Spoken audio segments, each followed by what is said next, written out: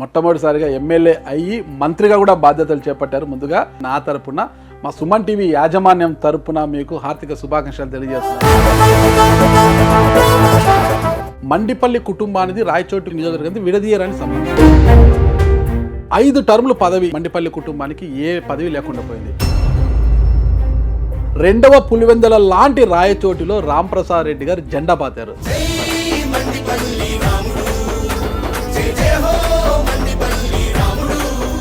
రాయచోటి చరిత్రలోనే ఎమ్మెల్యేలు అయ్యారు, కానీ అక్కడ ఎవరు మంత్రి కాలేదు. నేను పడ్డ కష్టానికి ఆ భగవంతుడు చంద్రబాబు నాయుడు గారి రూపంలో ఒక ఉద్యోగస్తునికి టీఏ, డిఏ, హెచ్ఆర్ అన్ని అలయన్స్లు కలిపి ఒకసారి వస్తాయి. ఒకేసారి మీరు ఏ కుటుంబాన్ని అయితే నమ్ముకొని రాజకీయం చేశారు, ఆ రోజు ఆ కుటుంబం వీళ్ళు అవమానించింది. ఈ రెండింటికి తేడా ఏం కనిపిస్తుంది మీకు? జగన్మోహన్ రెడ్డి గారి వ్యక్తిత్వానికి, బాబు గారు లోకేష్ గారి వ్యక్తిత్వానికి. రాసుకోండి, మా యువ నాయకుడు కూడా ముఖ్యమంత్రి అయ్యే రోజు వరకు శక్తి వంచన లేకుండా పనిచేసేదానికి నేను సిద్ధంగా ఉంటాను. మీ మనసుకు నచ్చిన, మీకు సన్నిహితుడు అనుకోవచ్చు, స్నేహితుడు అనుకోవచ్చు, ఒక బ్రదర్ అనుకోవచ్చు, సైకం శ్రీనివాసరెడ్డి గారికి ఈసారి మిస్ అయిపోయింది అవకాశం. రాజకీయం వేరే, పర్సనల్ ఇష్యూస్ వేరే. పెద్దిరెడ్డి కుటుంబం యొక్క దూకుడుకి కళ్ళం వేసేందుకు అదే దూకుడు ఉన్న రాంప్రసాద్ రెడ్డికి మంత్రి పదవి ఇచ్చారా అన్నది ఇక్కడ. అధికారం ఎవరబ్బ సొత్తుగా. పెద్దిరెడ్డిని ఏమన్నా చేయాలంటే నాకు మంత్రి పదవి ఇవ్వాలా చెప్పండి. పెద్దిరెడ్డి గారు 3,000 ఎకరాలు ప్రభుత్వ భూములు కాజేశారు, పేదల భూములు కాజేశారు, మీరు ఒక ప్రెస్ మీట్లో ఆరోపించారు. ఆధారాలు ఉన్నాయి మీతో ఎకరం అన్నీ కూడా. 3,000 ఎకరాలు తప్పన్నా, తోడతా అంటే బయటకు వస్తానే. రవాణా శాఖ, ఆర్టీసీ ఎంప్లాయీస్ యొక్క పెన్షన్ పరిస్థితి ఏంటి అని ఆ రోజు జగన్మోహన్ రెడ్డి చేసిన తప్పులే ఈ రోజు వాళ్ళకి శాపంగా అయింది. మహిళలకు బస్సులు, ఆర్టీసీ బస్సులు ఉచిత ప్రయాణం, ఇది ఆషామాషి పని కాదు. తెలంగాణ, కర్ణాటకలో చాలా ఈజీగా చేసేశారు కదా. గత ప్రభుత్వంలో ఆడుదాం ఆంధ్రాపేట 100 కోట్ల అవినీతి జరిగింది, ఎవరిని వదిలిపెట్టమంటున్నారు కదా. ఎక్కడ పడినానో అక్కడే నిలబడి చూపించాను. రేపు వచ్చే 5 సంవత్సరాల్లో నామినేషన్ వేసి ఊర్లో కాదు హైదరాబాద్లో కూర్చొని గెలిచే స్థితికి తీసుకొని వస్తారు రాయచోటి.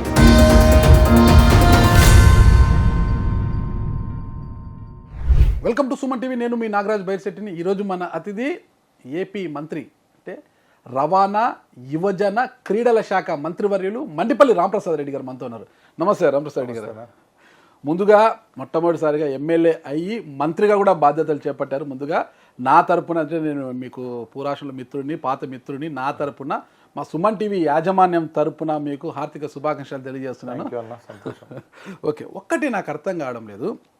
రాయచోటి నియోజకవర్గాన్ని తీసుకుంటే మండిపల్లి కుటుంబానికి రాయచోటి నియోజకవర్గానికి విడదీయరని సంబంధం.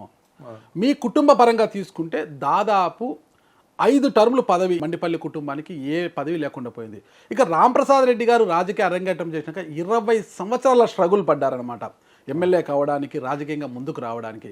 అది పక్కన పెడితే రాయచోటి నియోజకవర్గంలో టీడీపీ జెండా మాయమై 3 టర్ములు అయిందనమాట. 2009, 2014 మధ్యలో బైపోలు వదిలిపెడితే 9, 14, 19 అంటే ఇన్ని స్ట్రగుల్స్ ఇంత చేసిన తర్వాత ఒక్కసారిగా రెండవ పులివెందల లాంటి రాయచోటిలో రాంప్రసాద్ రెడ్డి గారు జెండా పాతారు. ఇది కేవలం ఈ ఘనత, ఈ కీర్తి అంతా రాయచోటి ప్రజలకు, అలాగే నాకు ఈ అవకాశం కల్పించిన పెద్దలు చంద్రబాబు నాయుడు గారికి, మా యువ నాయకులు లోకేష్ బాబు గారికే దక్కుతుంది. గర్వంగా చెప్తున్నా.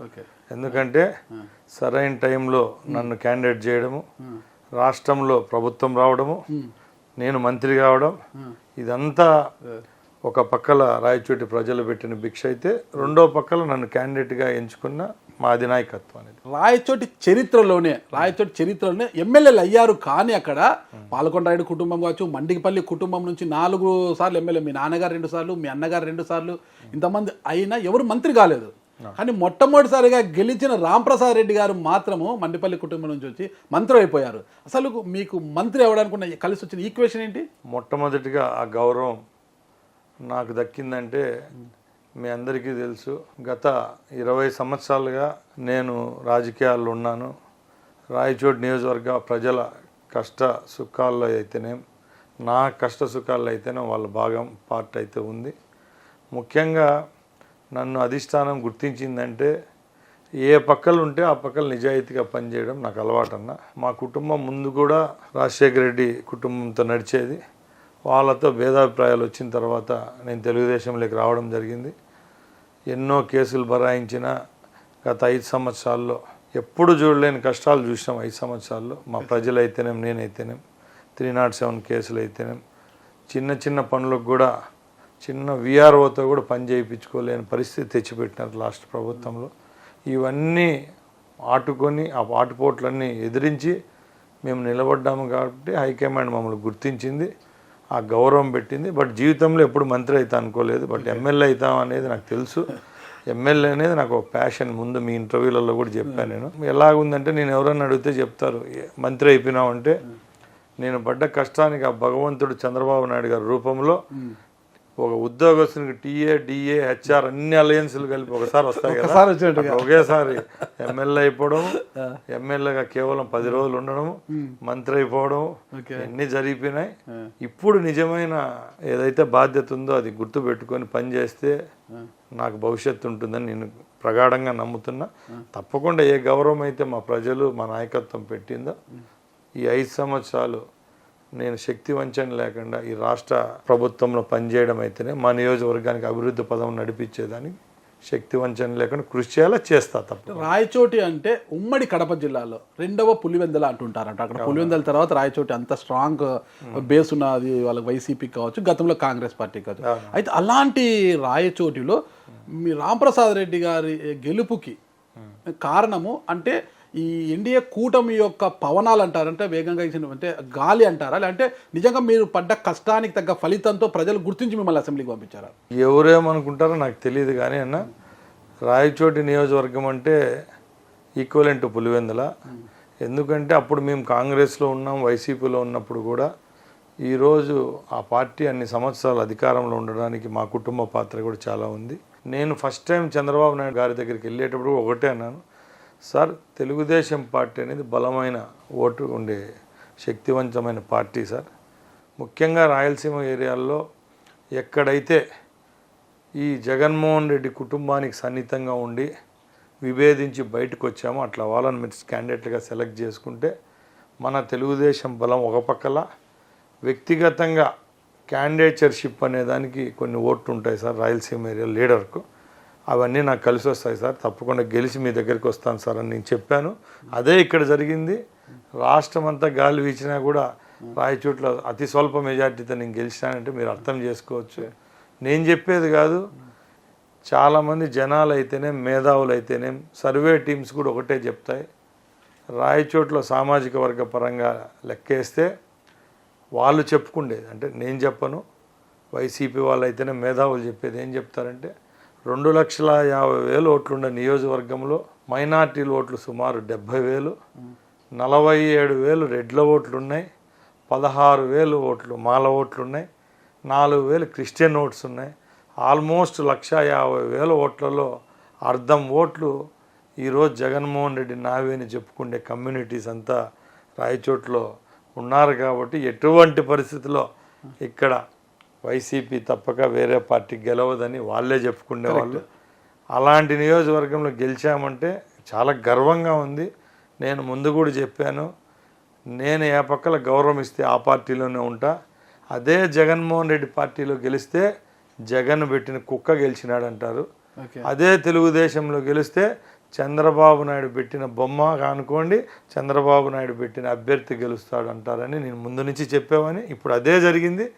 ఒక మనిషికి విలువ ఎప్పుడు వస్తుందంటే మనలోని నైపుణ్యత, మనలోని శక్తి బయటికి తీసినప్పుడే వస్తుంది. ఈరోజు నేను చాలా గర్వంగా ఫీల్ అవుతున్నా.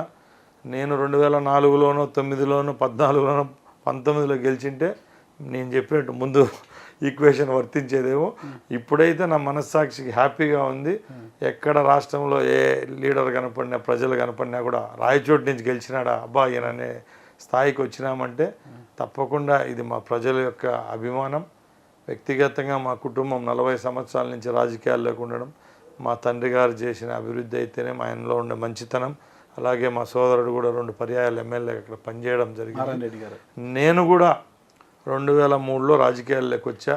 2004లో వయసు లేక మా సిస్టర్ని పెట్టుకొని, మా సిస్టర్ కూడా ఆ రోజు రాష్ట్రం అంతా కాంగ్రెస్ పవనాలు వస్తే రాయచోట్లో కొన్ని అనివార్య కారణాల వల్ల 3,400 ఓట్లతో ఓటమి చవి చూడడం, మళ్ళీ రాబోయే 3 పర్యాలు నాకు టికెట్ దక్కకపోవడం, ఈసారి గెలవడం కూడా ఇది ఒక చరిత్రని అందరూ అంటారు, నేను కూడా ఏకీభవిస్తాను. ఎందుకంటే మన మీద మన గురించి డబ్బా కొట్టుకోవడం కాదు, ఎదురోడు మన గురించి ఒక మంచి మాట చెప్తే అది విని సంతోషపడడం ఎవరికైనా హ్యాపీగా ఫీల్ అవుతాం. కాబట్టి తప్పకుండా ఈ పులివెందలని చెప్పుకునే దాన్ని అయితే మేము ఆ చరిత్రను తిరగరాసి ఇక్కడ గెలిచిన దానికైతే చాలా హ్యాపీగా ఉంది. జెండా పీకకుండా చేస్తారా?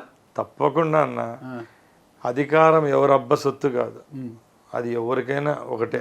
ఈరోజు శ్రీకాంత్ రెడ్డి అని ఆయన 4 పర్యాయాలంటే ఒక బై ఎలక్షన్తో పాటు 3 జనరల్ ఎలక్షన్స్ గెలిచాడంటే అక్కడ ఉన్న సామాజిక వర్గాలు ఫస్ట్ థింగ్. రెండోది ఆయన నమ్మినా నమ్మకపోయినా మాలాంటి కుటుంబాలు ఆయనకు ఎలక్షన్లో సపోర్ట్ చేయడం కూడా జరిగింది. కాబట్టి అక్కడ గెలవడం జరుగుతూ వచ్చింది. ఈసారి ఎలక్షన్ అనేది ఒక డిఫరెంట్గా జరిగిందన్న.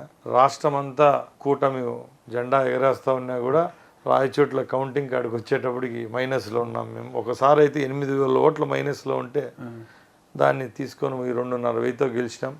ముఖ్యంగా నా విజయంలో పాత్ర వహించిన ఎంప్లాయీస్కి అయితే నేను చేతులెత్తి దండం పెడుతున్నాను. ఎందుకంటే ₹1 కూడా తీసుకోకుండా సుమారు 3 వంతుల్లో 2 వంతుల ఓట్లు తెలుగుదేశం పార్టీకి వేశారు. టీచర్స్ అయితేనే, ఆర్టీసీ వాళ్ళు అయితేనే, అంగన్వాడీలు అయితేనే, డ్వాక్రా సంఘాలు ఎవరైతే ఎలక్షన్ సిస్టమ్కి పోయారో వాళ్ళంతా.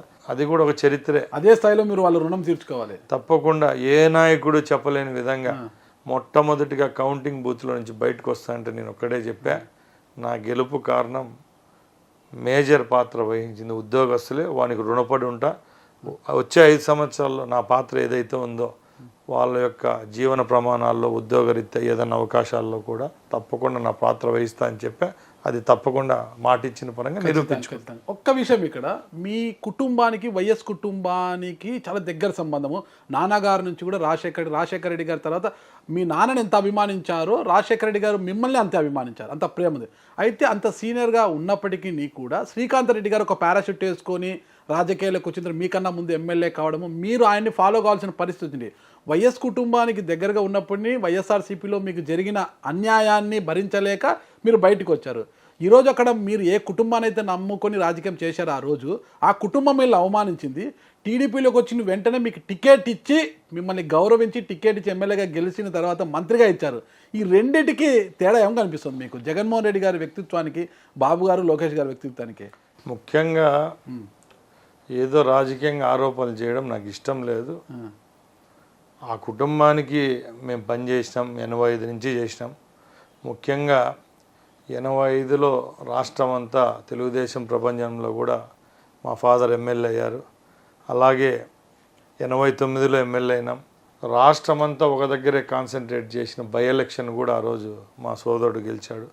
అలాగే 94 ఎలక్షన్లో టోటల్ కాంగ్రెస్ పార్టీ రాష్ట్రం అంతా 294 సీట్లు తుడిచిపెట్టుకొని పోయి 24 స్థానాలు గెలిస్తే ఆ రోజు కూడా రాయచోటి స్థానంలో మేమే గెలవడం జరిగింది. అంటే దీనికి అంతా ఒక నిదర్శనం ఏంటంటే మన కుటుంబంలో మనలో ఇంత శక్తి ఉంటేనే ఇవన్నీ జరుగుతాయి. కేవలం ఎవరో ప్రోద్బలంతో వాళ్ళు పెట్టిన బొమ్మలు అయితే గెలవలేము కదన్న. అలాగే వాళ్ళ పాత్ర ఎంతవరకు ఉందో వాళ్ళు పోషించినారు. ఆ కుటుంబం పైకి వచ్చేదానికి కూడా మా పాత్ర కూడా ఉంది. దాన్ని నేను ఎప్పటికీ మర్చిపోలేదు. ఇంకా ఇంటర్వెల్ తర్వాత ఈ సినారియోలోకి వస్తే అతి తక్కువ కాలంలో చంద్రబాబు నాయుడు గారి కుటుంబానికి ఏం చేయలేదు మేము. ఇంకా చెప్పండి, రాజశేఖర రెడ్డి కుటుంబానికి చాలామంది టీవీలు చూస్తూ ఉంటారు. ఇక్కడ ముఖం మీద ఇప్పటికి కూడా గాయం ఉంది. 2008లో 5,000 రూపాయల చెక్కులు పంపిన రైతులకి ఇచ్చే సమయంలో అప్పుడున్న స్థానిక శాసనసభ్యుడు తెలుగుదేశానికి చెందినవాడైతే మేము అప్పుడు కాంగ్రెస్లో ఉంటే ఆయన ఏదో రాజశేఖర రెడ్డి మీద కామెంట్ చేస్తే కూడా నేను ఓర్చుకోలేక ఆ రోజు అక్కడ మార్కెట్ యార్డ్లో గలాట పడడం జరిగింది. ఆ గలాటలో నాకు ఇంత గాయం ఆ రోజు ఉండే పరిస్థితిలో ఇప్పుడు మేమంతా కలిసే ఉన్నాం. ఆ రోజు కూడా మేము రాజశేఖర రెడ్డికి లాయల్గానే ఉన్నాం. ఆ లాయాలిటీతో వాళ్ళకి పనిచేసినాం తప్పక. రాజశేఖర రెడ్డి గారు మరణం తర్వాత ఆయన కుమారుడు మిమ్మల్ని అవమానపరచడం తప్పితే ఆదరించలేదు కదా. అవమానం అని నేను అనుకోను, కానీ మనము ఆయనకు నచ్చలేదు. మీకు ముందు ఇంటర్వ్యూలో కూడా చెప్పాను నేను, మనం ఆయన లవ్ చేసినా ఆయన మనం లవ్ చేసే పరిస్థితులు లేడు. అందుకు నేను ఎప్పుడు ఇదే చెప్తాను, శ్రీకాంత్ రెడ్డిని ఎక్కువ లవ్ చేసినాడు. మేము కూడా నా మనస్తత్వం కూడా ఏంటంటే మనం ఒక స్థాయి వరకే బెండ్ అవుతాం, కానీ ఇంకా స్థాయి దాటి మనకి ఇష్టం లేదు. ఎందుకంటే ఆ కుటుంబంతో సమానంగా ఉన్న వాళ్ళమే. ఇంకోటి ముందు చెప్పిన ఇంటర్వెల్ తర్వాత సీన్ చెప్తే ఈ చంద్రబాబు నాయుడు గారి కుటుంబానికైతే మనం ఏమీ చేయలేదు.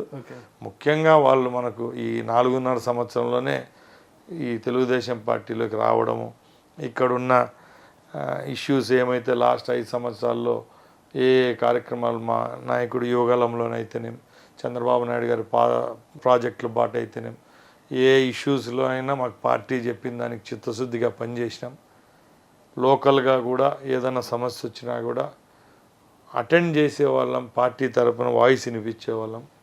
దానికి ఆ గుర్తింపు వచ్చిందని నేను అనుకుంటున్నా. ఏమీ మా దగ్గర ఎక్స్పెక్ట్ చేయకుండా కేవలం మన మీద నమ్మకంతో ఈ అవకాశం ఇచ్చినారని నేను ప్రగాఢంగా నమ్ముతా. ఎందుకంటే 20 సంవత్సరాలు ఉన్నా కూడా కొందరు మమ్మల్ని పట్టించుకోలేదు. ఏమీ చేయకుండా కూడా ఈరోజు అబ్జల్యూట్ మెజారిటీ ఉంది. ఏదో 95 సీట్లో 80 సీట్లో గెలిచి తెలుగుదేశం కూటమి ఫామ్ చేస్తాడు, మంత్రి పదవి రావడం చాలా ఈజీ. దాంట్లో గెలిచింటే ఈరోజు భారతదేశంలోనే ఒక చరిత్ర ఈ గెలుపు. దాంట్లో ఒకే సామాజిక వర్గానికి చెందిన వాళ్ళ 32 మంది గెలిచాం. మహామహులు గెలిచినారు, పెద్దరెడ్లమంతా గెలిచినా కూడా వాళ్ళల్లో అవకాశం కల్పించినారంటే చాలా ధన్యుణ్ణి. నేనైతే ఒకటే చెప్తున్నా, వాళ్ళు పెట్టిన నమ్మకాన్ని ఎటువంటి పరిస్థితిలో ఒమ్ము చేసే పరిస్థితిలో నేను లేను. ఏ నమ్మకం అయితే వారి ఇరువురు తండ్రి కొడుకు మా మీద పెట్టారో దాన్ని దిగ్విజయంగా 5 సంవత్సరాలు పూర్తి చేస్తాం. రాబోయే కాలంలో కూడా చరిత్రలో రాసుకోండి, రాజశేఖర రెడ్డి కొడుకు ముఖ్యమంత్రి అయినట్టే చంద్రబాబు నాయుడు గారి కొడుకు కూడా, మా యువ నాయకుడు కూడా ముఖ్యమంత్రి అయ్యే రోజు వరకు శక్తి వంచన లేకుండా పనిచేసేదానికి నేను సిద్ధంగా ఉండని ఇంటర్వ్యూలో కూడా గర్వంగా చెప్తున్నా. ఎందుకంటే వాళ్ళు కల్పించిన అవకాశం ఆషామాషి కాదు. మేము అవకాశాన్ని ఎట్లా వాడుకుంటామో రేపు రాబోయే కాలంలో కూడా వాళ్ళు ఇచ్చిన గౌరవాన్ని నిలబెట్టుకుంటూ వాళ్ళ కోసం పనిచేసేదానికి సిద్ధంగా ఉండాలి. మెయిన్గా చంద్రబాబు నాయుడు గారు ఏం ఫోకస్ చేస్తారు మీ మీద? నేనైతే ఎక్కడ ఏ రోజు చంద్రబాబు నాయుడు గారు కానీ మా యువ నాయకుడిని కానీ నేను మంత్రికి ఎలిజిబిలిటీ, నాకు మంత్రి పదవి ఇవ్వండి అని ఎప్పుడు అడగలేదు. ఎందుకంటే ఎమ్మెల్యే టికెట్ అనేది ఒక గొప్ప అనుకున్నాను నేను. అది మనకు ఫస్ట్ లిస్ట్లోనే ఇచ్చినారు కాబట్టి ఫెల్ట్ వెరీ హ్యాపీ. ఫస్ట్ లిస్ట్లోనే నా పేరు రావడం, గెలవడం జరిగిపోయింది. ఇంకా మంత్రి అనేది ముందు చెప్పినట్టు ఇందరు గెలిచిన తర్వాత మనకు వస్తుంది అనుకున్నాం. అది కూడా ఉమ్మడి కడప, చిత్తూరు జిల్లాలో ఇక్కడ 10 స్థానాలు, అక్కడ సుమారుగా 14 స్థానాలు, 15 ఉన్నాయి. అంటే 25 స్థానాలకు కలిసి ఒక ముఖ్యమంత్రి, ఒక మంత్రి అంటే వాళ్ళు ఏ ఈక్వేషన్లు వేసుకుంటారో మీ అందరికీ తెలుసు. ఏమీలు కాదని నాకు ఇచ్చినారని మీరే అంటారు. కాబట్టి ఆ క్వశ్చన్ ఎప్పుడైనా మా నాయకత్వాన్ని అడిగితేనే బాగుంటుంది. ఎందుకంటే దాన్ని కామెంట్ చేసి దాని గురించి నేను చెప్పే అర్హత నాకు లేదు. ఎందుకంటే ఇచ్చింది వాళ్ళు ఇవ్వడం, బాధ్యత ఇవ్వడం, ఏ బాధ్యత ఇచ్చినా చేసేవాళ్ళమే. ఒకవేళ కూడా మినిస్ట్రీ ఇవ్వకుండా ఎమ్మెల్యేగా ఉండి కూడా నా బాధ్యతనైతే నేను సక్రమంగా నెరవేర్చేదానికి సిద్ధంగా ఉన్నా. నాకు ఒకటి అర్థంగా, ముందు నుంచి మిమ్మల్ని 2004 నుంచి చూస్తున్నా, మీరు అప్పట్లోనే ఒక నాయకుడిగా ఎదిగినా కూడా ఎంత ఎదిగినా ఒదిగి ఉండాలనేది అయితే మిమ్మల్ని చూసి నేర్చుకుని ఈరోజు మంత్రి అయినా కూడా అలాగే ఒక సామాన్యుడిగా, ఒక ఎమ్మెల్యేగా, ఒక పార్టీ నాయకుడిగా, ఒక కార్యకర్త లాగే మీరు వ్యవహరిస్తుంటారు. ఈరోజు చూశాను ఒక ఎమ్మెల్యే మీ దగ్గరకు వస్తే ఆ ఎమ్మెల్యేకి మీరు సన్మానం చేశారన్నమాట. ఎలా అలవర్చుకున్నా? నేను ఒకటే చెప్తున్నా, గర్వంగా చెప్తున్నా. మా తండ్రి గారు ఈరోజు నా వయసు 42 సంవత్సరాలు. నాకు 11వ ఏటన మా తండ్రి చనిపోయాడు. ఆల్మోస్ట్ ఈ రోజుకి 33 సంవత్సరాలైంది మా తండ్రి గారు చనిపోయి.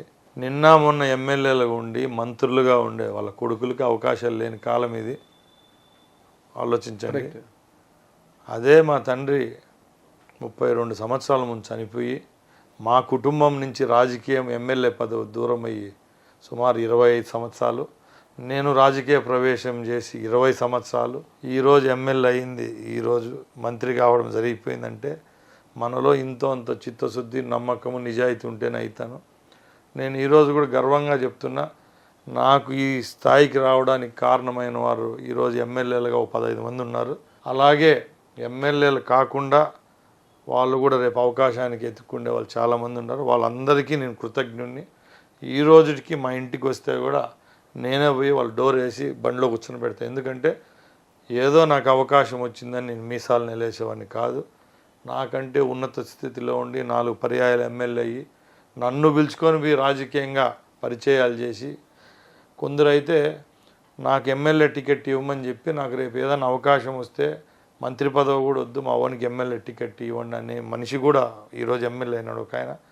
ఇంకా చాలామంది వాళ్ళ సొంత పనులు కూడా జాలిచ్చి సార్ మన పార్టీకి వస్తే బలం అవుతాడు సార్ అని చెప్పిన వాళ్ళు చాలామంది ఉన్నారు. వాళ్ళందరి తరపున నేను ప్రతినిధిని అంతే. ఏ రోజుటికైనా నా మీద వాళ్ళందరూ పెట్టిన గౌరవాన్ని నేను కాపాడుకుంటా. రేపు 5 సంవత్సరాల తర్వాత కూడా నన్ను ఇంటర్వ్యూ చేసినా కూడా ఈ క్వశ్చన్ అడిగితే ఇదే ఆన్సర్ చెప్తా. ఎందుకంటే అవకాశాలు అందరికీ రావు, నాకు అవకాశం వచ్చింది. నాకంటే గొప్ప వాళ్ళు చాలామంది ఉన్నారు, రాజకీయ పరంగా కానీ ఆర్థిక పరంగా కానీ. వాళ్ళ నియోజకవర్గాల్లో కూడా నాకంటే బలమైన వాళ్ళు ఉన్నారు. వచ్చిన అవకాశాన్ని సద్వినియోగం చేసుకోవడం ఒక ఎత్తు అయితే, మన చుట్టూ ఉండి మనకి ఏ అవకాశాలు లేని రోజు మనకు సాయం అందించిన వాళ్ళైతే మర్చిపోతే మనకు ఏం లైఫ్ అనేది సార్థకం ఉండదు. కాబట్టి సింపుల్గా బతకడం, నిజాయితీగా పనిచేయడం ఖచ్చితంగా అదే మీ గొప్పతనం అండి. ఖచ్చితంగా ఇంకోటి, మీ మనసుకు నచ్చిన, మీకు సన్నిహితుడు అనుకోవచ్చు, స్నేహితుడు అనుకోవచ్చు, ఒక బ్రదర్ అనుకోవచ్చు, సైకం శ్రీనివాస్ రెడ్డి గారికి ఈసారి మిస్ అయిపోయింది అవకాశం. మీకు అదే చెప్తున్నా కదా, అందరికీ అవకాశాలు రాలేదు, కొందరికి వచ్చినాయి, కొందరు రాలేదు. ఆ కోవలో ఆయన కూడా ఒకడు. తప్పకుండా తెలుగుదేశం పార్టీకి సేవ చేసినాం.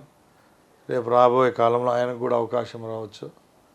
నేను ఒకటే చెప్తున్నా, పూజ చేసేదే మన వంతు, రేపు ఫలితం ఇవ్వాల్సింది దేవుని వంతు అనేది రిజల్ట్ అనేది. తప్పకుండా ఒక చిన్న సంఘటన అంటే, మీ శ్రీమతి గారు పోలీసుల పట్ల కొంత మాట్లాడదు, వీడియో వైరల్ అయింది కదా, అది ఏమనిపించింది అసలు మీకు?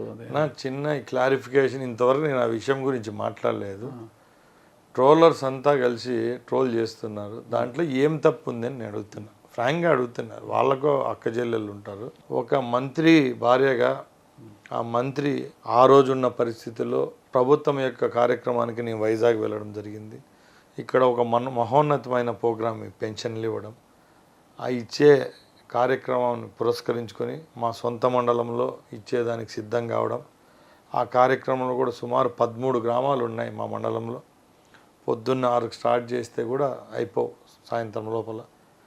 పోలీసు వాళ్ళే రక్షణ కల్పిస్తామని చెప్పినారు, మీరు బయటికి పోకూడదు మేము వచ్చే వరకు అని చెప్పడంతో వెయిట్ చేయడం జరిగింది.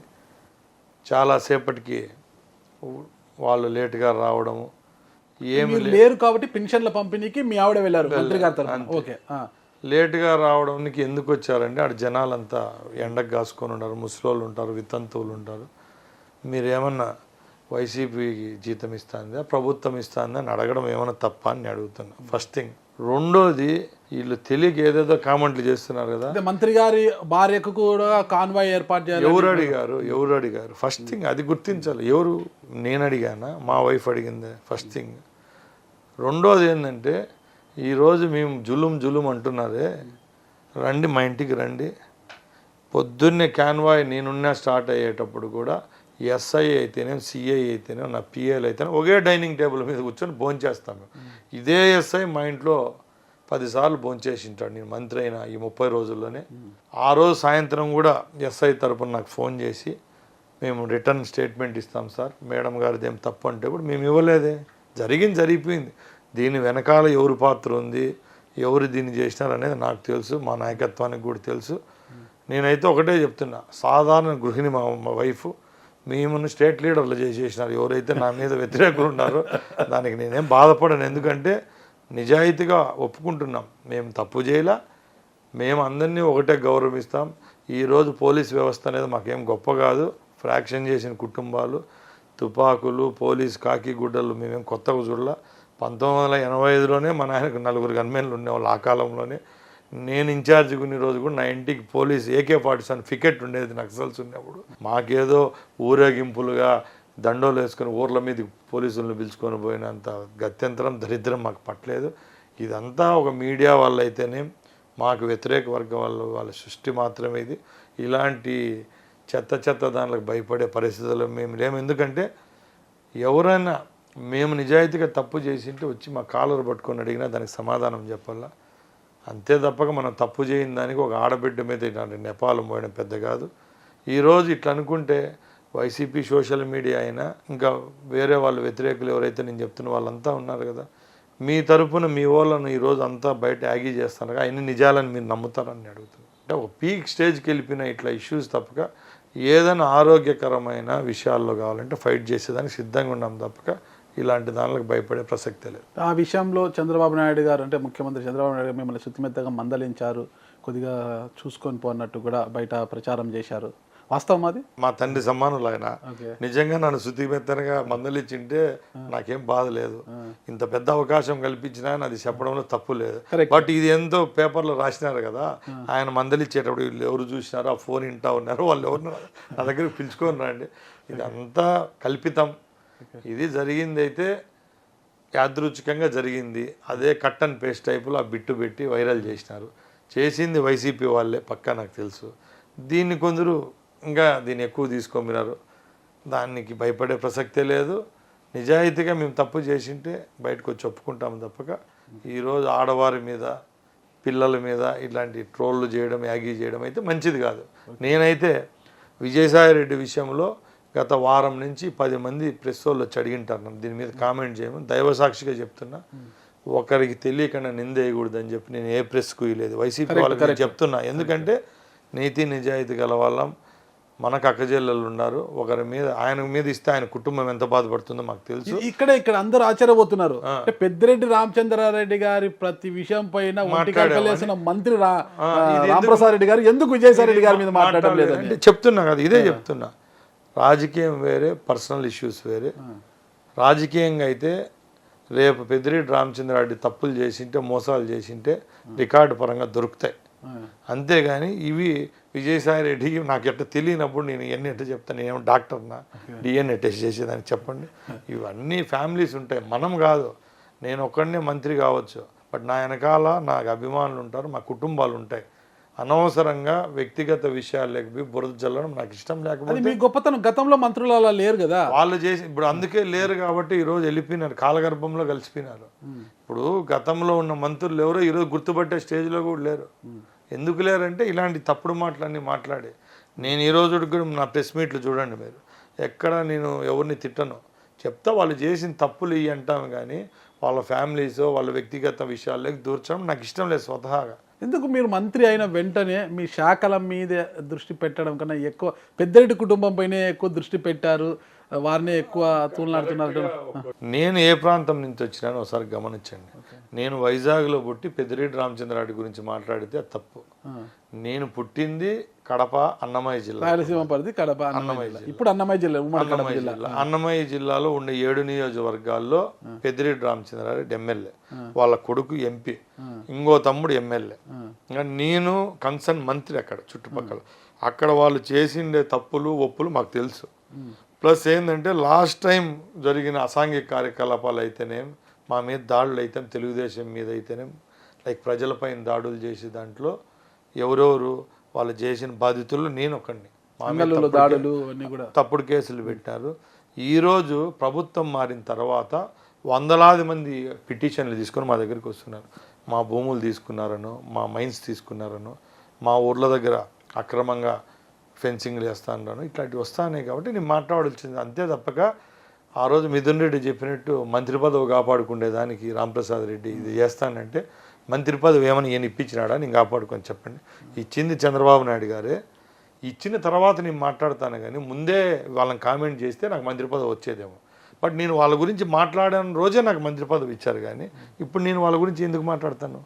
నేను ఒకటే చెప్తున్నా, మా ప్రాంతంలో వాళ్ళు మేమంతా రాజకీయంగా ఉన్న కుటుంబాలు కాబట్టి ఆ రోజు వాళ్ళకున్న పరిస్థితులు, ఈరోజు వాళ్ళున్న పరిస్థితుల్లో 5 సంవత్సరాలు ఒక మాఫియా సామ్రాజ్యంగా ఈ రాయలసీమలు ఏలినారు. వీళ్ళు ప్రజలు డబ్బంతా దోచుకున్నారు, భూములు దోచుకున్నారు, మైన్స్ దోచుకున్నారు అని చెప్పడం తప్పక వ్యక్తిగత దూషణలకైతే నేను ఎక్కడ పోలేదు. రామప్రసాద్ రెడ్డి గారు యువకుడు, ఒక డెంటిస్ట్ కంటే డాక్టర్ కూడా చేశారు కాబట్టి ఉన్నత విద్యార్థుడు, యువకుడు, ఒక మంచి చేస్తాడనే ఉద్దేశంతో చంద్రబాబు మంత్రి పదవి ఇచ్చారు. లేకుంటే అన్నమయ్య జిల్లాలో పెద్దిరెడ్డి కుటుంబం యొక్క దూకుడుకి కళ్ళం వేసేందుకు అదే దూకుడు ఉన్న రామప్రసాద్ రెడ్డికి మంత్రి పదవి ఇచ్చారా అన్నది ఇక్కడ చాలా మంది. మంత్రి పదవి ఎందుకు ఇచ్చినారో ఏమో నాకు తెలియదు, కానీ మంత్రి కాకుండా ఎమ్మెల్యే కాకుండా ఉన్నా కూడా ఒకరు తప్పు చేస్తానంటే అడ్డుకునే ధైర్యం నాకుంది. దీనికి 2-3 ఎగ్జాంపుల్ ముందు కూడా నీకు చెప్పిన. ఏం పెద్దిరెడ్డి రామచంద్రారెడ్డి అంటే ఆయన పైన ఆకాశం నుంచి దిగబడలా.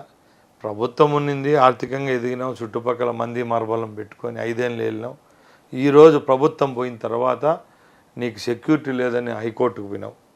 గన్మెన్లు కావాలా, ప్రొటెక్షన్ కావాలి. ఇంకా హైకోర్టు ఇక్కడనే ప్రైవేట్ వాళ్ళని 20 మందిని పెట్టుకొని తిరుగుతారు వాళ్ళ ఫ్యామిలీ. మేము కూడా 85 నుంచి ప్రైవేట్ సైన్యం మాకు ఉండింది, మాకు సొంత వెపన్స్ ఉన్నాయి, మేము ఫ్రాక్షన్ చేసినాం. గవర్నమెంట్ మాకు గన్మెన్లు కల్పించింది. నేను కూడా ఆల్మోస్ట్ 2014 వరకు నాకు కూడా గన్మెన్ ఉండేవాళ్ళు. ఇప్పుడు వరకు నిన్న మంత్రి ఎమ్మెల్యే అయ్యే వరకు కూడా మేము గ్రామాల్లో అయితేనే, మా కార్యకర్తల సమావేశాల్లో అయితేనే, మా నియోజకవర్గాలు ధైర్యంగా తిరిగినాం. మాకు లేని భయం వాళ్ళకి ఎందుకుందని నేను అడుగుతున్నా. తప్పు నియోజకవర్గాలకు రానికుండా అడ్డుకుంటున్నారు కదా మీ పార్టీ వారంతా కూడా. పెద్దిరెడ్డి రామచంద్రారెడ్డి గారిని, మిథున్ రెడ్డిని పొంగనూరు రానివ్వడం లేదు, ద్వారకనాథ్ రెడ్డి గారిని తంబలపల్లికి రానివ్వకుండా అక్కడ నాయకులు అడ్డుకుంటున్నారు అనేది కదా. దీనికి ఒక మంచి క్లారిఫికేషన్ చెప్తా చూడండి.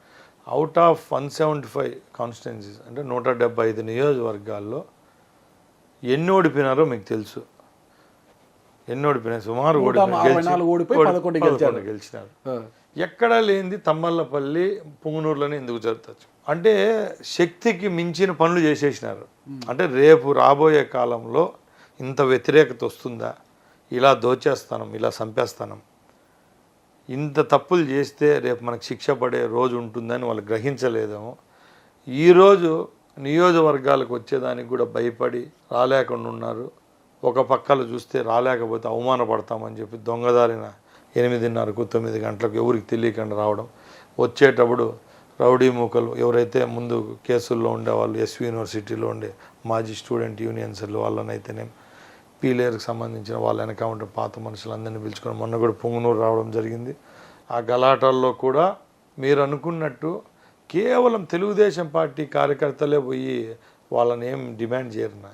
అక్కడ ప్రాజెక్టులు కొన్ని తెచ్చినారు, ఫ్యాక్టరీస్ కొన్ని తెస్తామని చెప్పినారు. భూములు కోల్పోయిన వాళ్ళకి ఇంతవరకు డబ్బు చెల్లించాల.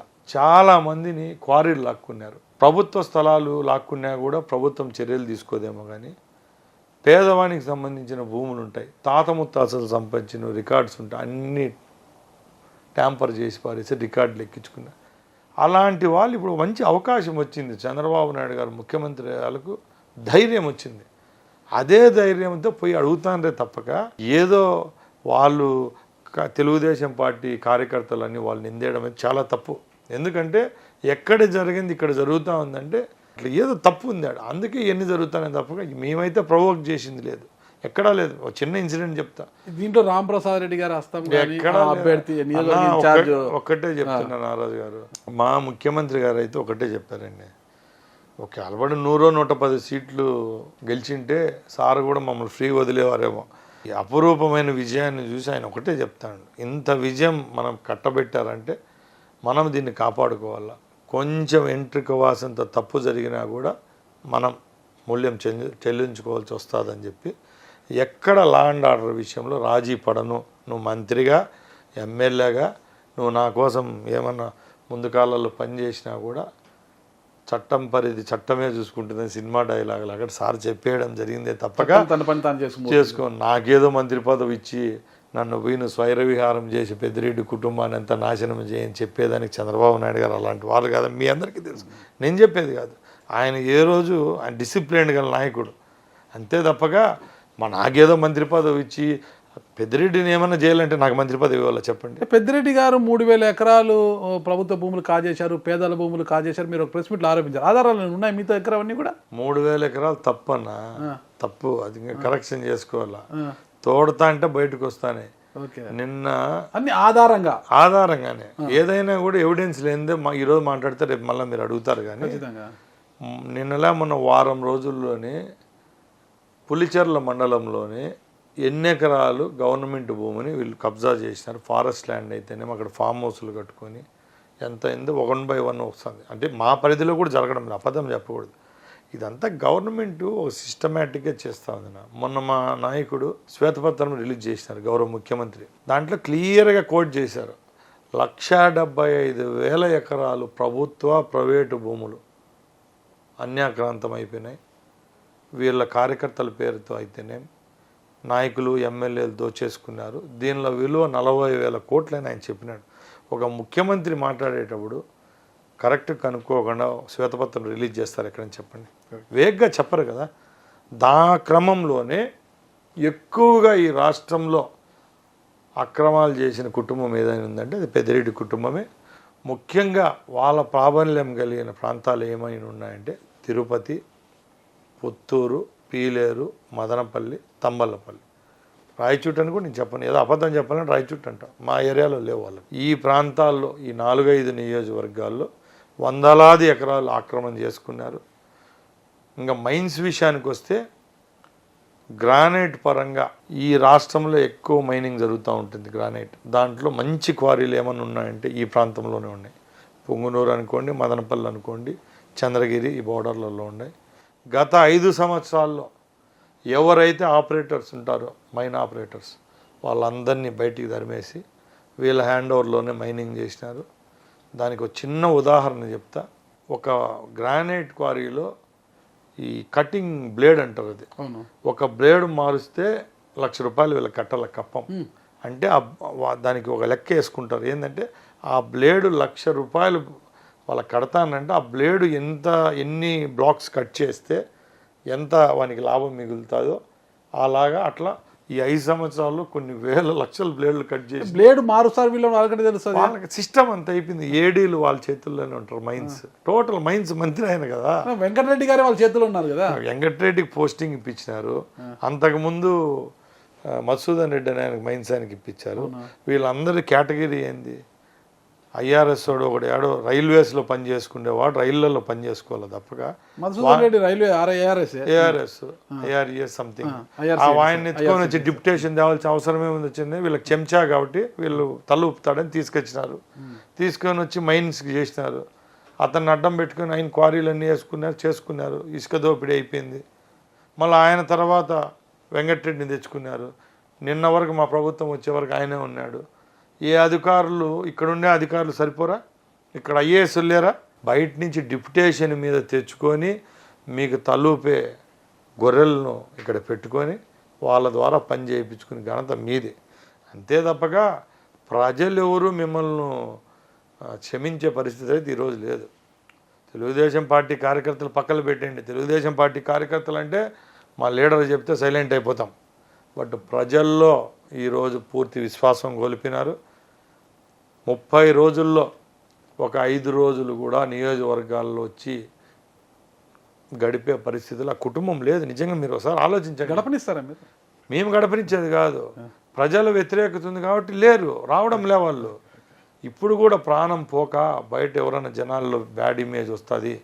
ఎమ్మెల్యే గెలిచినాం, 2 ఎంపీ గెలిచిపోయినాం, ఇంకన్నా రాకపోతే ఎట్లా అని చెప్పి ఉక్కిరి బిక్కిరై పొద్దున్నే 8కో 7కో బయలుదేరి వచ్చి ఈరోజు వస్తాను తప్పక ఆ రోజున్న ఆ తీవి, ఆ మంది మార్బలం, ఆర్భాటం, ఆ పోలీసు వ్యవస్థ, ప్రైవేట్ సైన్యం ఈరోజు లేదు వాళ్ళ వెనకామంటే. ఎందుకంటే వాళ్ళు కూడా తెలుసుకున్నారు. కానీ అన్నమయ్య జిల్లాలో పెద్దిరెడ్డి కుటుంబానికి చెక్ పెట్టడానికి మిమ్మల్ని, చిత్తూరు జిల్లాలో చెవిరెడ్డి కుటుంబానికి చెక్ పెట్టడానికి పులవర్తి నాని గారికి ఫుల్ పవర్స్ ఇచ్చేశారంటున్నారు. ఇదంతా బయట మీడియా సృష్టి.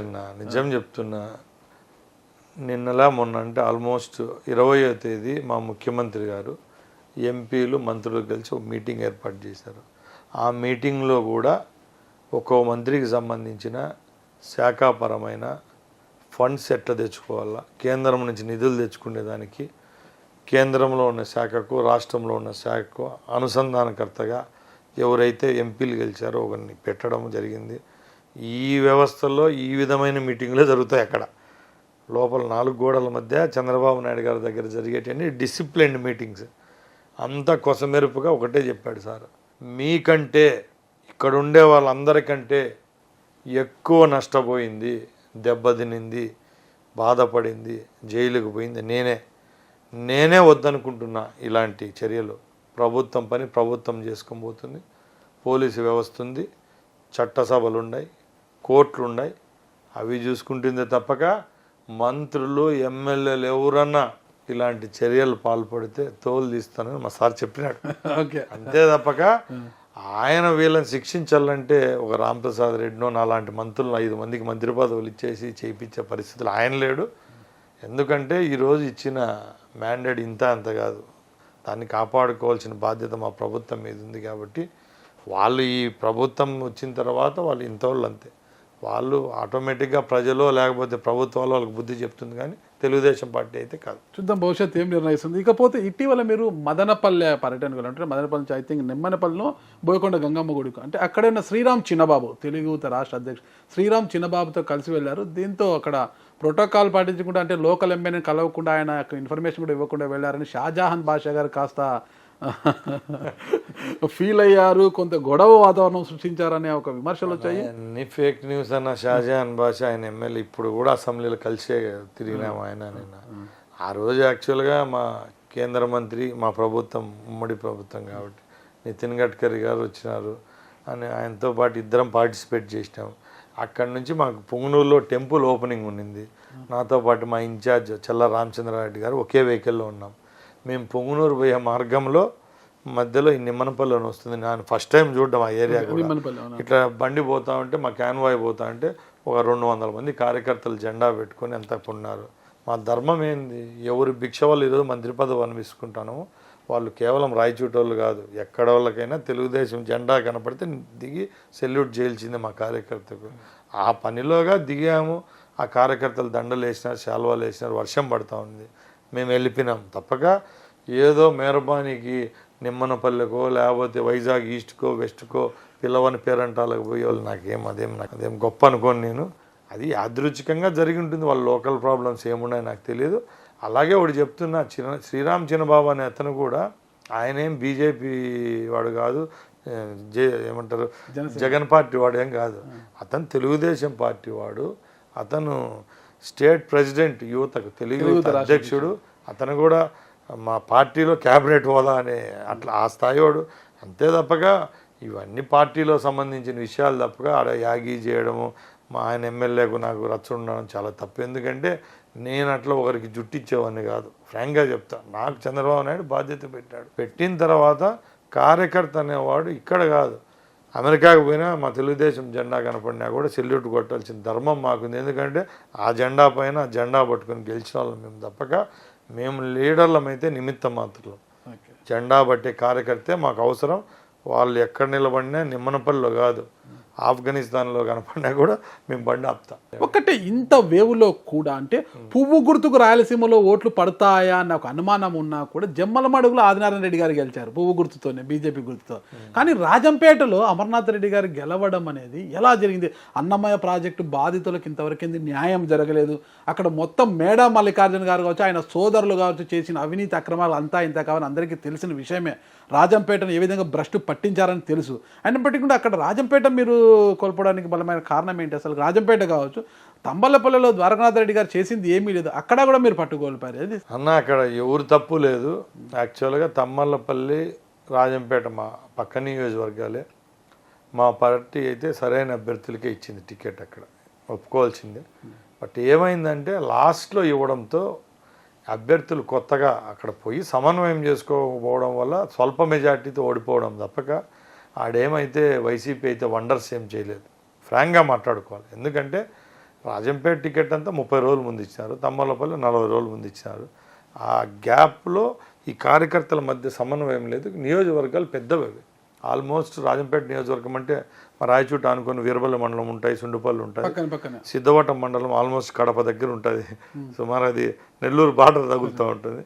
అట్లా వాళ్ళ సమన్వయం లోపంలో ఈ కార్యకర్తల మధ్య, అంతే తప్పగా క్యాండిడేట్ల వల్ల ఇంకో దాని వల్ల ఓడిపోవడం అనేది చాలా తప్పు.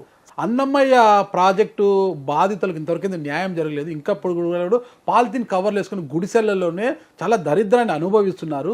నెల రోజుల్లో ఇల్లు కట్టించిస్తామన్న ఆ రోజు జగన్మోహన్ రెడ్డి గారు ఇంతవరకు అతిగతి లేకుండా ప్రభుత్వం కూడా పోయింది కదా. మీరు ఒక మంత్రిగా బాధ్యత తీసుకొని ఆ శాఖ మంత్రితో మాట్లాడి వారికి ఏమైనా న్యాయం చేసే అవకాశం ఏమైనా ఉందా? ఇప్పుడు కరెక్ట్ క్వశ్చన్ అడిగారు నా మీరు. ఒక 4 days back Annamayya project SC గారు వచ్చారు నన్ను కలవడానికి.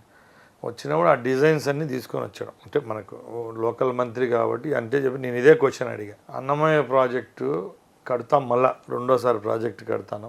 ఒకసారి కాలగర్భంలో కలిసిపోయింది, కడతాను. బట్ మనం ప్రాజెక్ట్ అనేది నిర్మించేటప్పటికి మనం దాంట్లో ఆ శవాలుగా మారిన కుటుంబాలకు ఏం చేయగలుగుతామని నేను అంత టోటల్గా రివ్యూ చేసి చెప్పించుకోవడం. అతి త్వరలోనే యాక్చువల్గా ఇక్కడ పెద్ద సమస్య ఏమొస్తుందంటే, ఏ ప్రభుత్వం ఉన్నా కూడా ఒక సెన్సెస్ అనేది ఉండాలి. గత ప్రభుత్వాలు ఇచ్చే సెన్సెసే ఈ ప్రభుత్వాలు దాన్ని ఫాలో అవుతాయి. ఆ రోజున్న జగన్మోహన్ రెడ్డి ప్రభుత్వం ఈ పాపాలు కప్పిపుచ్చుకునేదానికి నిజమైన లబ్ధిదారు కుటుంబాలు ఎవరైతే ఉన్నారో ఎక్కువగా ఉంటే తక్కువగా చూపించడం జరిగింది. మీరు కావాలంటే మీ ఎంక్వైరీలో, ఎందుకంటే ప్రభుత్వానికి చెడ్డ పేరు వస్తుందని ఆ రోజు మరణాల సంఖ్య, నిర్వాసితుల సంఖ్య 10 ఉంటే 2గా చూపించినారు. నిజంగా వాళ్ళకి న్యాయం జరగాలనుకున్నప్పుడు తప్పకుండా ఈసారి క్షేత్రస్థాయిలో సెన్సస్ తీయవల్ల ఆ రోజు నిజంగా ఎన్ని కుటుంబాలు నిర్వాసితులైనారు, ఎన్ని ప్రాణాలు కోల్పోయినారు, ఎందరికి గోడు పోయింది, దెబ్బతింది, అది కూడిపోయింది, అలాంటివి కనుక్కుంటే తప్ప వాళ్ళకి న్యాయం జరగదు. కాబట్టి ఈ ప్రభుత్వం తగిన చర్యలు తీసుకొని నిజాయితీగా ఎన్ని కుటుంబాలు పోయినాయో వాళ్ళందరికీ మేలు జరిగే తీసుకొస్తాం. ఒక మంత్రి హోదాలో మీరు ఏమైనా అక్కడ పర్యటించే అవకాశం ఉందా? తప్పకుండా వెళ్తాం. ఓకే, 100% చెప్పా కదా, ప్రాజెక్టు కడతానము, డిపిఆర్లు రెడీ చేస్తానము అంటే ఆ రోజే చెప్పాం. ఎందరో కన్నీళ్ళ కాదు అది అన్నమయ్య ప్రాజెక్ట్ వెళ్ళిపో సినిమా దేవచ్చు. ఆ రోజు నైట్ జరిగిన పరిస్థితులు కూడా చాలా దారుణంగా. ఈరోజు నిజాయితీగా వాళ్ళకి మేలు చేయాలనుకున్నప్పుడు ఆ ప్రభుత్వం ఇచ్చిన సెన్సెస్ చూస్తే వాళ్ళకు ఏం లెక్కలో లేరు, తక్కువ మంది చూపించారు. ఎందుకంటే ఆ జగన్మోహన్ రెడ్డి ప్రభుత్వంలో చనిపోయిన వాళ్ళు ఎక్కువ మంది ఉంటే ఆయన ప్రభుత్వానికి సమస్య వస్తుందని వందలాది కుటుంబాలు పోతే నెంబర్ చాలా తక్కువగా చూపించడం జరిగింది. తప్పకుండా నిజమైన బాధితులు ఎవరైతే ఉంటారో వాళ్ళందరినీ వెలికి తీస్తాం, వాళ్ళ కుటుంబాలకు మంచి జరిగే విధంగా చేస్తాం. Thank you. ఇకపోతే శాఖ పరంగా వచ్చాక రవాణా శాఖ, ఇప్పుడు తీసుకుంటే రవాణా శాఖలో కీలకం మీ ప్రగతి చక్రాలు, ఆర్టీసీ ప్రగతి చక్రాలు అది అంటుకుంటా. ఆర్టీసీ వచ్చేసి గత ప్రభుత్వ హయాంలో 2020 జనవరి 1 అనుకుంటా ఆ ప్రభుత్వంలో విలీనం చేసుకున్నారు. ఎప్పుడో 1928లో అనుకుంటా నిజామాబాద్లో రైల్వేస్ని ఆర్టీసీని సపరేట్ చేసిన తర్వాత కార్పొరేషన్గా వచ్చింది. ఆ తర్వాత దశల వారీగా ఇది మార్పులు జరుపుతూ వచ్చింది. ఈ 2020 విలీనం చేసింది.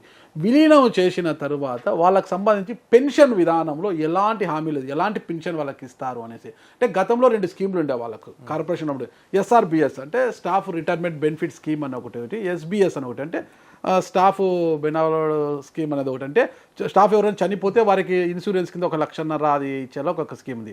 ఇవి రద్దు చేసేశారు. ఆ ప్రభుత్వం రద్దు చేసి ప్రభుత్వం విలీనం అయితే చేశారు, కానీ వేతనాల విషయాల పెంపు విషయంలో క్లారిటీ లేదు, పెన్షన్ విషయంలో క్లారిటీ లేదు. మీరు ఎలాంటి చర్యలు తీసుకుంటారు? వాళ్ళ పెన్షన్ గురించి ఎలాంటి ప్లానింగ్ ఉంది? ఆ రోజు జగన్మోహన్ రెడ్డి చేసిన తప్పులే ఈరోజు వాళ్ళకి శాపంగా అయిపోయినాయి.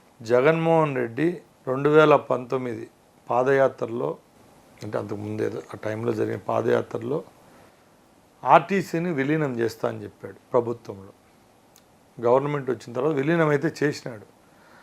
అది ఏ విధమైన విలీనమో చాలామందికి తెలియదు. ఓకే, ఎందుకంటే ఆర్టీసీ అనేది ఒక సంస్థ, ప్రభుత్వం కూడా ఒక సంస్థే అంతే. బట్ ఆర్టీసీలో స్టేక్ హోల్డర్స్ ఉంటారు. కేంద్ర ప్రభుత్వం వాటా ఇంత, రాష్ట్ర ప్రభుత్వం వాటా ఇంతనే ఉంటుంది. ఆ విలీనాన్ని కూడా ఎట్లా చేసినాడంటే హాఫ్ బాయిల్డ్ ఎగ్ కాకట్టే అయిపోయింది ఈరోజు ఆర్టీసీ పరిస్థితి. ఈరోజు ఆర్టీసీ ఎంప్లాయీస్కు జీతాలు ఇస్తా అనేది వచ్చి రాష్ట్ర ప్రభుత్వం, ఆ లాభ నష్టాలు అంతా చూస్తా అనేది రాష్ట్ర ప్రభుత్వం, సంస్థనంతా ఆపరేట్ చేస్తా అనేది ఒక కార్పొరేషన్. అది చాలా మందికి తెలియదు. ఓకే, ఈరోజు నేను మంత్రి, ట్రాన్స్పోర్ట్ మినిస్టర్, నా కిందే ఉంది ఆర్టీసీ. బట్ ఆర్టీసీకి జీతాలు నెల నెల ఇస్తా అనేది రాష్ట్ర ప్రభుత్వం ఖజానా నుంచి పోతున్నాయి. ఆర్టీసీ ఆపరేటర్స్ అంతా దాన్ని కార్పొరేషన్ కింద, దానికి ఒక బోర్డు, దానికి vice chairman, directors, board of directors ఉంటారు. దానికి స్థలాలు ఉన్నాయి, అక్కడి నుంచి వచ్చే లాభాలు ఉంటాయి, టికెటింగ్ వల్ల, కార్గో వల్ల, కొరియర్ సర్వీసెస్, ఆస్తుల్లో వచ్చే రెంట్స్, ఇవన్నీ ఒక ఎత్తు అయితే ఈ 2 బేరీజీ వేసుకోకుండా ఆ రోజు హామీ ఇచ్చేసినాడు. ఇప్పుడు ముఖ్యమైన సమస్య, లీగల్గా చాలా సమస్యలు ఉన్నాయి దాంట్లో. పూర్తిగా విలీనం చేయాలంటే కేంద్ర ప్రభుత్వం వాటా సుమారు 30% పైన ఉంది. మనం కేంద్రాన్ని ఒప్పే వల్ల చేయాలి. ఇంకొకటి ఏంటంటే, ఎప్పుడో నుంచి వచ్చిన సమస్యలు ఏంటంటే మీరు చెప్పిన విధంగా వాళ్ళకు టీఏలు, డిఏలు, హెచ్ఆర్లు చాలా పెండింగ్ ఉన్నాయి. ఈ రిటైర్మెంట్ బెనిఫిట్ స్కీమ్స్ ఆ డబ్బులు కట్టలేక వాళ్ళకు మళ్ళీ 2-3 ఏళ్ళు పెంచుతూ వచ్చినాడు. ఇప్పుడు ఆర్టీసీ అయితే నష్టాల్లో ఉందన్న, ఎవరైనా ఒప్పుకోవాల్సిందే. ఈరోజు గర్వంగా ఏం చెప్తామంటే, ఒకరోజు మేము చదువుకునేటప్పుడు కూడా భారతదేశంలో కాదు ఏషియాలోనే అతిపెద్ద రవాణా సంస్థ ఏంటంటే ఏపీఎస్ఆర్టీసీ. అంటే రాష్ట్రం ఉమ్మడిగా ఉన్నప్పుడు ఈరోజు కూడా సుమారు 9,000 చిలుకు బస్సులు ఉన్నాయి మన దగ్గర ఆర్టీసీకి. హైర్ బస్సులు అయితేనే మన ఏపీఎస్ఆర్టీసీలో ఉన్నాయి. ఏమంటారు, కుగ్రామాలకు కూడా, ఆటో పోలేని కుగ్రామాలకు కూడా ఈరోజు ఆర్టీసీ సేవలు అందిస్తూ ఉంది. కేవలం ఆర్టీసీ లాభ నష్టాలతో బేరీజ్ వేసుకోవాల్సిన అవసరం లే. కొన్ని స్కీమ్స్ ఉంటాయి కేవలం దాంట్లో లాభాలే రావాల్సిన అవసరం లే. ఇప్పుడు ఆర్టీసీలో ఒక 100 రూట్లు తిప్పుతాం మనకు ఒక డిపో నుంచి. 100 రూట్లు లాభాల్లో ఉండవు. చిన్నపిల్లల బస్సులు 7-8 నడుపుతాం 100 దానిలలో, ₹1 ఆదాయం రాదు. పాస్ హోల్డర్స్ ఉంటారు, దాంట్లో రాదు. అంటే కేవలం లాభాపేక్ష కోసమో లాభాలు గడ్డిస్తాందో అని ఒక సంస్థను మంచిదండము, లాభాలు రాబోతే చెడ్డనని. మన జీవన ప్రమాణాల్లో మన దైనందిక జీవితంలో కూడా ఆర్టీసీది ఒక కీ రోల్ ఉంది మన 2 రాష్ట్రాల్లో. అలాంటి కీ రోల్ ఉన్న ఆర్టీసీ ఎంప్లాయీస్కి మీరేం భరోసా ఇస్తున్నారంటే వాళ్ళు పెన్షన్ గురించి క్లియర్ అయ్యేది, ఉన్న స్కీమ్స్ కూడా ఎత్తేసారు, వాళ్ళు SRBS SBCS ఇవన్నీ ఎత్తేసారు. మీరేం దాన్ని? నేను మంత్రి అయిన తర్వాత మీరు అడగండి, ఈ 45 రోజుల్లోనే ఏ మంత్రి అంత గ్రీవెన్స్ తీసుకుని మంత్రే లేడు. నేను ఈ స్వల్ప కాలంలోనే శ్రీకాకుళం నుంచి కుప్పం వరకు నేను ఆల్మోస్ట్ ఒక 20 రోజులు కేవలం ఆర్టీసీ విషయంలోనే తిరిగా. మన విజయవాడ నెహ్రూ టెర్మినల్ అయితేనే ఉచిత బస్సు ఓపెనింగ్ చేయని నేను టెక్కలికి పోయినా, వైజాగ్ పోయినాం, కుప్పం పోయినాం. ఇక్కడంతా నాకు అర్థమైంది ఏమంటే అక్కడ నేను విజయవాడ టెర్మినల్లో ఒక 4 గంటలు పర్యటించి వాష్రూమ్స్ కూడా చూసాం, క్యాంటీన్లు చూస్తాడు. సార్ గత ప్రభుత్వంలో మాకు రవాణా శాఖ మంత్రి ఎవరో తెలుస్తారంటాను. ఇప్పుడు బస్సులో కూడా ఒక డిస్కషన్ జరిగింది, ఒక కండక్టర్ రవాణా శాఖ మంత్రి ఎవరో తెలుసా అని. ఇప్పుడు నేను అనుకుంటాను ఏంటంటే ఏదో ఉన్నాములే, అదే ఒక సామెత ఉంది, మొగుడు ఏదో తాలికి అడ్డం ఉన్నట్టు ఉండాల్సిన అవసరం లేదు, మంత్రి పదవి ఇచ్చినంత మాత్రం ఏదో ఇంట్లో కూర్చుంటే ఆయన వద్దు. కానీ తప్పకుండా దీంట్లో మార్పు తెచ్చేదానికి ప్రయత్నం చేస్తున్నాం. ముందు చెప్పిన విధంగానే ఆర్టీసీని ఎక్కడా కేవలం లాభదాయకంగా చూడడంలే, అది ప్రజల జీవితాల్లో ఒక మెరుగైన పాత్ర పోషిస్తుంది. కాబట్టి దాన్ని కాపాడుకోవాల్సిన బాధ్యత ఈ ప్రభుత్వానికి మా మీద ఉంది. ఇదంతా ఉంది కరెక్టే. ఆర్టీసీ ఎంప్లాయీస్ యొక్క పెన్షన్ పరిస్థితి ఏంటి అనేది ప్రధానమైన ప్రశ్న. నేను 2 చెప్తా. సంస్థకు 2 కన్నులు, ఒకడు ప్రయాణికుడు, ఒకడు కార్మికుడు. కార్మికుడు కంట్లో నీరు గారితే ప్రయాణికుడు గమ్యస్థానం చేరుకోలేడు. 60,000 మంది ఎంప్లాయీస్ ఉన్నారు ఆర్టీసీలో ఈరోజు ఈ రాష్ట్రంలో. వాళ్లకు మనము మంచిగా ఏవైతే రావాలో బెనిఫిట్స్ ఇచ్చి వాళ్ళని బాగా చూసుకుంటే, వాళ్ళ కుటుంబాలు బాగుంటే మన ప్రయాణికుడు గమ్యస్థానానికి సంతోషంగా చేరతాడు. తప్పక వీళ్ళ కంట్లలో నలుసుంటే ప్రయాణం సాగదు. అంటే నేను చెప్పి టెక్నికాలిటీ చెప్తున్నా. ఈ 5 సంవత్సరాల్లో అన్ని డిమాండ్లు తీర్చేదానికి నేనేం దేవుణ్ణి కాదు, ఈ ప్రభుత్వం దగ్గర నిధులన్నీ ఉండాలి. కాబట్టి తప్పకుండా టాప్ మోస్ట్ ప్రియారిటీ ప్రాజెక్ట్స్ ఏమైతే ఉన్నాయో ఆర్టీసీ కార్మికులకు సంబంధించి అవన్నీ నెరవేర్చేదానికి గత 5 సంవత్సరాల్లో ఏవైతే పక్కన పెట్టేసినారో అవి మెయిన్ డిమాండ్స్ ఈ సంఘాలు అయితేనే యూనియన్స్తో అయితేనే చర్చించి రేపు ఇవన్నీ టెక్నికాలిటీ చూసుకొని సిద్ధంగా చేసేదానికి నేను సిద్ధంగా ఉన్నా. ప్రమోషన్స్ ఆగిపోయాయి, చాలా అయిపోయాయి. ఇంకోటి కూడా ఏంటంటే నేను గర్వంగా చెప్తాను, నేను కూడా ఒక ఎంప్లాయీ యూనియన్ అనే దానికి లాస్ట్ 20 years నుంచి గౌరవాధ్యక్షుడు మా రాయచోట్లు. మా తండ్రి గారు మా సోదరుడు 20 సంవత్సరాలు ఆల్మోస్ట్ 40 years నుంచి ఈ ఏపీఎస్ఆర్టీసీతో మాకు అనుబంధం ఉంది. అక్కడున్న మాకు లోకల్గా కూడా ఎప్పుడు సమస్యల మీద మేము పోరాడేవాళ్ళం యూనియన్స్ తరఫున. నాకు ఈ శాఖ రావడంలో కూడా చాలా హ్యాపీనెస్ ఉంది. ఎందుకంటే వీళ్ళ సమస్యలు ఏదో మాకు క్లియర్గా అర్థమైనాయి. రేపు కూడా ఏదో ఉన్నాములే మంత్రిత్వ శాఖలో మనకు మంత్రి పదవి ఇచ్చినాడు అనుకోకుండా తప్పకుండా మా ముఖ్యమంత్రి గారి దృష్టికి తీసుకుని పోయి వీళ్ళ జీవన ప్రమాణాల్లో మార్పు తెచ్చేదానికైతే కృషి చేస్తాం. అన్నీ చెప్పడం అన్నీ చేయలేం, కొన్ని చెప్పి అవి చేసేదానికైతే ముందుకు వస్తాం. ఓకే, గత ప్రభుత్వం అంటే ఆర్టీసీ నష్టాలను కొద్దిగా గట్టెక్కించేందుకు ఏడాదికి 3,600 కోట్లు ఇస్తూ వచ్చిందని చెప్పారు. దాన్ని మీరు కొనసాగిస్తారా? 100% ఎవరు వచ్చినా కూడా ఒక బాధ్యత అనేది పెట్టుకునే తర్వాత ఇంత పెద్ద సంస్థను ముందుకు తీసుకొని పోవాలంటే అవన్నీ ఫుల్ఫిల్ చేయాల్సిందే. అట్లని చెప్పి ఈ శాఖను అట్లే పక్కన పెట్టేసి నష్టాల్లో వస్తుంది కదా అని అట్లే పెట్టలేం. మా ముఖ్యమంత్రి గారికి చాలా దూరచూపు ఎక్కువ. ఆయన మొన్న నేను మినిస్ట్రీ ఇచ్చిన తర్వాత 2-3 మీటింగ్స్లో ఒకటే చెప్పారు, వచ్చే 5 సంవత్సరాల్లో మ్యాక్సిమం బస్సులు మనవన్నీ ఎలక్ట్రికల్ బస్సులు తీసుకొని రావాలా ఈ రాష్ట్రంలో. దానికోసం ఇప్పుడు 100 బస్సులు మాత్రమే ఉన్నాయి మనకు. ఎక్కడికి తిరుమల ఘాట్ సెక్షన్లో తిరిగి 100 ఉన్నాయి. అవి ఇంకా 3,000 అయినా పెరగచ్చు, 4,000 అయినా పెరగచ్చు 5 సంవత్సరాలు. ఫస్ట్ థింగ్ అదైతే మా ప్రభుత్వం నిన్న ఛార్జ్ తీసుకున్న తర్వాతే 290 బస్సులు, కొత్త బస్సులు ఇప్పుడు రోడ్లపైకి వచ్చాయి. సుమారు 1,270 నుంచి 1,300 బస్సులు ఆల్రెడీ విడతల వారీగా మనకు అంటే ఈ రిజిస్ట్రేషన్స్ అన్నీ కంప్లీట్ చేసుకొని నియోజకవర్గ డిపోలకు అన్నీ ఇస్తూ ఉన్నాం. ఈ ఫ్లీట్ అనేది అంతా ఫుల్ ప్లెడ్జ్డ్గా రోడ్డుపైకి వస్తే గత 5 సంవత్సరాల్లో కొత్త బస్సులు కొన్న పాపాన ఆ ప్రభుత్వం చేయలేదు. ఒక పక్కల బస్సులు అయితే పాతవన్నీ గిజిడీకి పోతానే ఉండే, కొత్త బస్సులు అయితే ట్రాక్లోకి రాలేదు, రోడ్లపైకి రాలేదు. రేపు ఎప్పుడైతే ఎలక్ట్రికల్ బస్సులు మన ఆర్టీసీలో చేరుతాయో ఇంకా ప్రజలకు మెరుగైన సేవలు అందించేదానికి ఏపీఎస్ఆర్టీసీ ముందుకు వస్తుంది. ఆర్టీఓ డిపార్ట్మెంట్ రవాణా శాఖలో ముఖ్యమైనది. ఆడ కూడా ఇప్పటివరకు చాలా సమస్యలు ఉన్నాయి. దొరికింది ఈ డిజిటలైజేషన్ పేరు మీద ప్రతి ఒక్కరు కొత్త వెహికల్స్ కొంటే ఆర్సీలు ఇవ్వట్లేదు, లైసెన్సులు కూడా కొత్త వారికి ఇవ్వడం లేదు, డిజిటల్ అంటున్నారు అనమాట. ఆన్లైన్లోంచి వాళ్ళు చూసుకోవాల్సిందే. అయితే ఇక్కడ ప్రాబ్లం లేదు, కానీ ఇతరతర రాష్ట్రాలకు వెళ్తే చాలా ఇబ్బందికరంగా ఉంటుంది. ఇది 100% మేము కూడా నోటీస్ చేసినాము. ఇప్పుడు మనమే ఉంటాం, నేను కూడా ముందు ఉన్నప్పుడు మేము కర్ణాటకను, కేరళకు సబర్మల అయిపోతాం. అక్కడ ఫస్ట్ ఆపుతానంటే ఆర్సీ బుక్ అడుగుతారు, కార్డు అడుగుతారు, డ్రైవింగ్ లైసెన్స్ అడుగుతారు. మన స్టేట్ వరకు ప్రాబ్లం లేదు, కానీ ఈ ట్రాన్స్పోర్టేషన్ సిస్టంలో ఇప్పుడు ఒరిస్సాకి పోయే లారీలకైతేనే మనం తీర్థయాత్రలకు పోవాలంటే బయట రాష్ట్రాల్లో చాలా సమస్య ఉంది. అధికారులతో మేమైతే చర్చిస్తూనే ఉన్నాం దీని విషయంలో. తప్పకుండా ఒక కార్డు ప్రింట్ చేయడం పెద్ద డబ్బేం కాదు, డ్రైవింగ్ లైసెన్స్ ఏం, పాస్పోర్ట్ దానికి ఏమంటారు ఆర్సీ చేసేదానికి. యాక్చువల్గా టెక్నికల్ టీం ఎవరైతే ఉన్నారో ఉన్నతాధికారులతో మాట్లాడతాను. గత 5 సంవత్సరాల్లో ఈ ట్రాన్స్పోర్ట్ సిస్టమ్ మీద కేవలం దీంట్లో లాభాపేక్షతో లాభాలు వచ్చే శాఖగానే చూశారు తప్పక ఇక్కడ మౌలిక వసతులు కల్పించడంలో విఫలమైనారు. ఎందుకంటే ఒకసారి మీరు చూస్తే లాస్ట్ 1 ఇయర్లో అనుకుంటాను టోటల్ రెవెన్యూ వచ్చి 4,700 కోట్లు వచ్చింది ఆంధ్రప్రదేశ్లో. అంటే అంత లాభాలు ఇచ్చే శాఖ ట్రాన్స్పోర్ట్ డిపార్ట్మెంట్.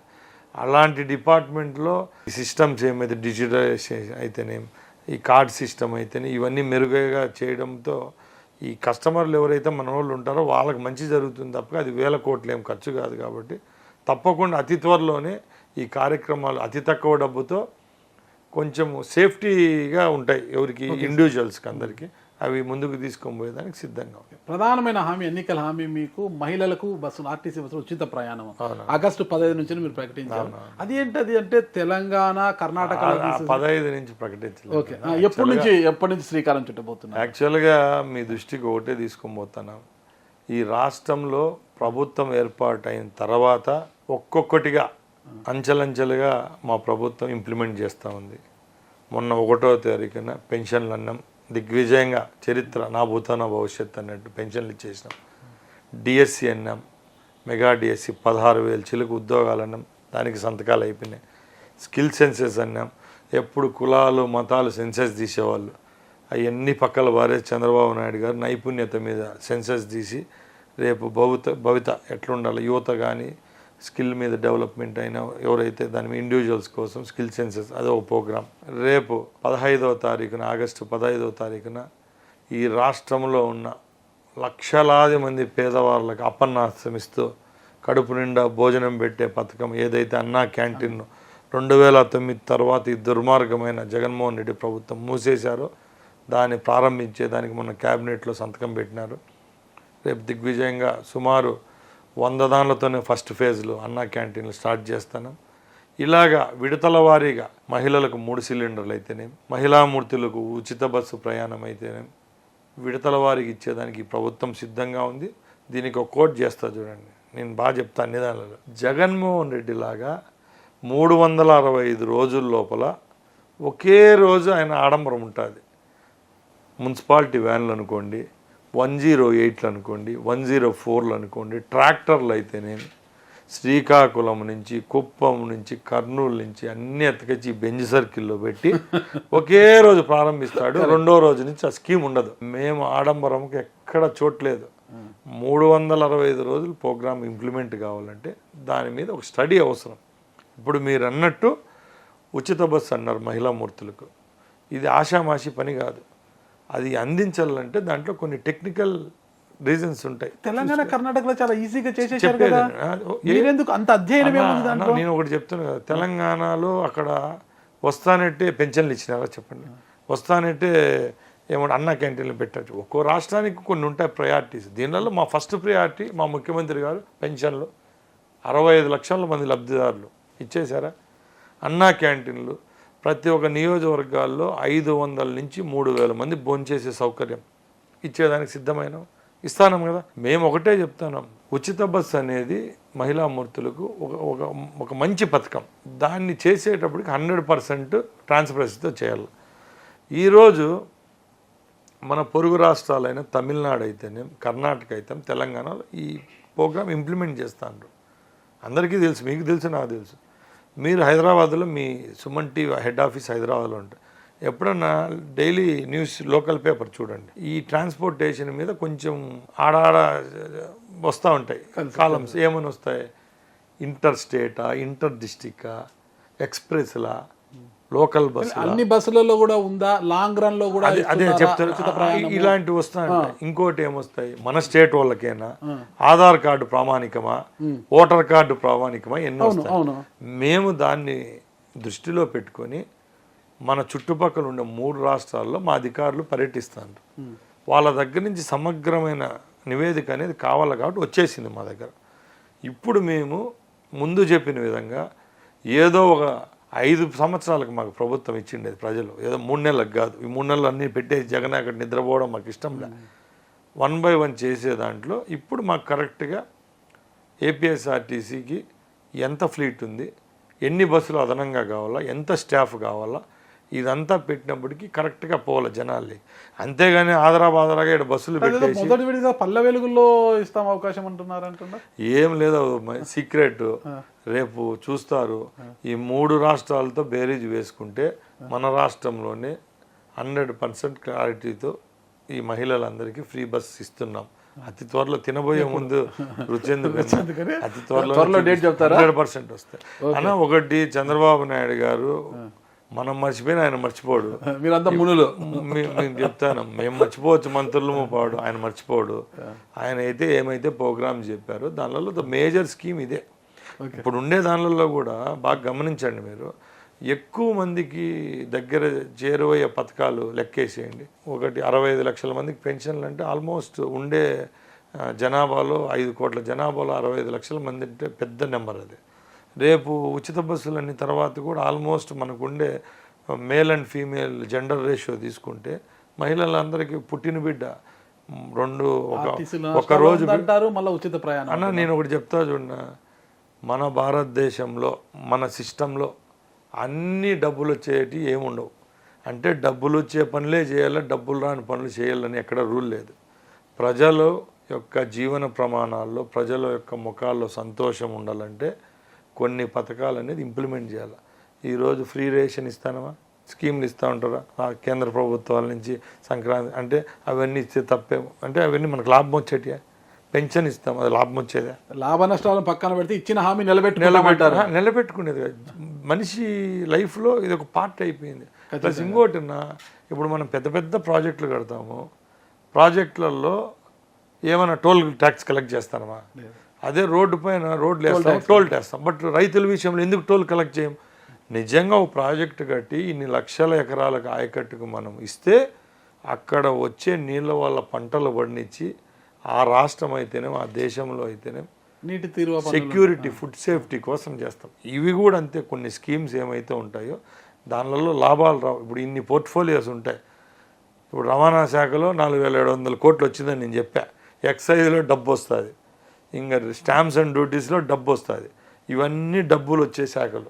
డబ్బు రాని శాఖలు కొన్ని ఉంటాయి, ప్రజలకు ఖర్చు పెట్టేటివి ఉంటాయి. అంటే వచ్చేటివన్నీ ఇంప్లిమెంట్ చేయడం, రానోటివన్నీ పక్కలేస్తామని చెప్పండి.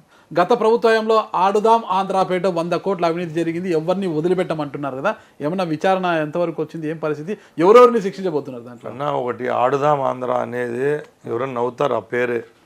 ఇన్ని పేర్లు ఉండగా ఆడుదాం ఆంధ్ర ఏం చెప్పండి? అది కేవలం ఎన్నికల స్టంటే ఆడుదాం ఆంధ్ర అనేది. కేవలం ఎన్నికల ముందు ఒక 3-4 నెలల ముందు అప్పటికప్పుడే టెండరింగ్ పెట్టేసి ఒక ప్రాజెక్టుగా దాన్ని పెట్టి జనాలు లేకపోయి వాళ్ళ పబ్లిసిటీ కోసమే ప్రవేశపెట్టిన కార్యక్రమం ఆడుదాం అందరం. ఆ దాంట్లో నిన్నంతా లెక్కలేసి చూస్తే సుమారు 130 కోట్ల రూపాయలు వేయమని చూపిస్తాను. దానిలలో ఇప్పటికి ఆ జగన్మోహన్ రెడ్డి ప్రభుత్వం చెల్లింపులే 90 కోట్ల చిల్లర ఉండాలి. దాంట్లో ఇంకా బ్యాలెన్స్ 30 కోట్లు ఉంది. కేవలం టోపీలకు, టీషర్ట్లకు, కిట్లకి 60 కోట్లు ఖర్చు పెట్టేసినారు. ఇది ఎవరు ఎగ్జిక్యూట్ చేసినారని చూస్తే R&B డిపార్ట్మెంట్ చేసింది, శాప్ చేయలేదు. ఏమంటే శాప్కి ఇన్ఫ్రాస్ట్రక్చర్ లేదు, R&B వాళ్ళు ఎగ్జిక్యూట్. ఇది ఎవరు చేయించారంటే ముఖ్యమంత్రి అంటారు, ఉన్నతాధికారులు. సరే ఆడికి పోనీలే. దీన్ని ప్రాజెక్ట్ అంతా ఎవడు దీన్ని సిస్టమ్ అంతా చేసిందంటే జగన్మోహన్ రెడ్డికి ముఖ్యమంత్రిగా కట్టబెట్టి ఏదైతే అందరూ గొప్పగా చెప్పుకుంటాడో ఐప్యాక్ అనే సంస్థ ఉంది కదా, ఐప్యాక్ సంస్థలో ఉండే ఎంప్లాయీస్ ఎవరైతే మెయిన్ వాళ్ళు ఉంటారో వాళ్ళే ఈ ప్రోగ్రాం పెడితే మనకు రాష్ట్రంలో అంత క్రేజ్ వస్తుందని చెప్పి చెప్పడము, ఈయన ఆ స్కీమును పెట్టడం, 100 కోట్ల 30 లక్షలు 130 కోట్లు దుర్వినియోగం జరిగింది తప్పక దానివల్ల ఎవరికీ లాభం జరగలేదు. తప్పకుండా ఎవరైతే పందుకొక్కులు ఉన్నారో, పేదల డబ్బు తిన్నారో వాళ్ళందరినీ రోడ్డుపైకి తెచ్చేదానికి మా శాఖ అయితేనే మీ రాష్ట్ర ప్రభుత్వం సిద్ధంగా ఉంది. అప్పుడు మంత్రి రోజమ్మ గారిని వదిలే ప్రసక్తే లేదని అనేది కూడా ఒక స్టేట్మెంట్ ఇచ్చారు కదా. 100% ఈ రోజు నేను కూడా మంత్రి, నేను సంతకం పెట్టినా నేను తప్పు ఏదైనా చేస్తే వచ్చే 5-10 సంవత్సరాలకి ఎవరైనా నా మీద శాఖాపరమైన చర్యలు తీసుకోవచ్చు. అలాంటి అవకాశం ఇవ్వరా మీరు? తప్పు చేసినప్పుడు దొంగ ఎప్పటికైనా దొంగ, దొర ఎప్పుడైనా దొరే కదా. నిజంగా ఆ రోజు ఆ శాఖలో ఎవరైతే మంత్రులుగా ఉంటారో వాళ్ళందరూ నిజంగా తప్పు చేసింటే ప్రభుత్వం వాళ్ళకి చర్యలు తీసుకుంటుంది. ఇంకోటి కూడా ఒకటే చెప్తున్నాం, ఎందుకంటే క్రీడల శాఖ అనేది ఎందరో నిర్భాగ్యులు, పేదవాళ్ళ కుటుంబాలకు సంబంధించిన జీవితాలతో ముడిపడిన శాఖ ఏంటంటే క్రీడా శాఖ. ఎందుకంటే ఈరోజు అన్నీ ఉండి కూడా మనట్లా వాళ్ళం ఈరోజు ఆటలపై ఆసక్తి ఉండదు. ఏమి లేకుండా పేదవారు చదువుకునే స్థాయి కూడా లేకున్నా కూడా వాళ్ళకి ఇంట్లో బ్యాట్ కొనుక్కునే స్థాయిలో ఉంటారు, బాల్ కొనుక్కునే అట్లా వాళ్ళకు వందలాది కోట్ల రూపాయలు ఫండింగ్ వస్తూ ఉంటే దాన్ని కూడా ఒకే 10 రోజులు 15 రోజులు ప్రోగ్రాములు పెట్టేసి దండుకోవడం ఆ ప్రభుత్వానికే చెల్లింది. కాబట్టి రాబోయే కాలంలో కేంద్రం నుంచి నిధులు తీసుకొని వస్తాం. మీకు తెలుసో తెలీదో, కేంద్రంలో అతి ముఖ్యమైన 10 పోర్ట్ఫోలియోలో క్రీడల శాఖ ఒకటి. ఒకసారి రికార్డ్ చెక్ చేయండి. సుమారు క్రీడలకు బడ్జెట్ 28,000 కోట్లు ఉంది 1 ఇయర్కు, ఒక అకాడమిక్ ఇయర్కు. అంటే మన వాటా ఎంత? రాష్ట్రం పెద్ద రాష్ట్రం, మంది కూడా ఏం చిన్న రాష్ట్రం కాదు. ఏదో చిన్న చిన్న రాష్ట్రాలు ఉంటాయి, ఆ రాష్ట్రాలకు ఇచ్చిన నిధుల్లో కూడా మనకు వాటా దక్కడం లే. అంటే గత 5 సంవత్సరాల్లో ఇక్కడి నుంచి మంత్రులు అయితేనే ప్రభుత్వం నుంచి సిఫార్సులు పోలా, అక్కడి నుంచి రాబోయే నిధులైతే ఇక్కడికి రావడంలే. నియోజకవర్గ స్థాయిలో, జిల్లా స్థాయిలో ఉండే పట్టణాల్లో ఏ విధమైన మౌలిక వసతులు కల్పించడం ఎక్కడా జరగలేదు. కేవలం పులివెందుల్లో 150 కోట్లు పెట్టి ఆయన కట్టుకున్నాడు తప్పక మిగతా దగ్గర ఎక్కడన్నా ఆ గ్రౌండ్లలో చూస్తే ఇప్పటికీ పోయి ఇన్స్పెక్ట్ చేస్తే బీరు బాటిళ్ళు, బ్రాందీ బాటిళ్ళు దొరుకుతాయి.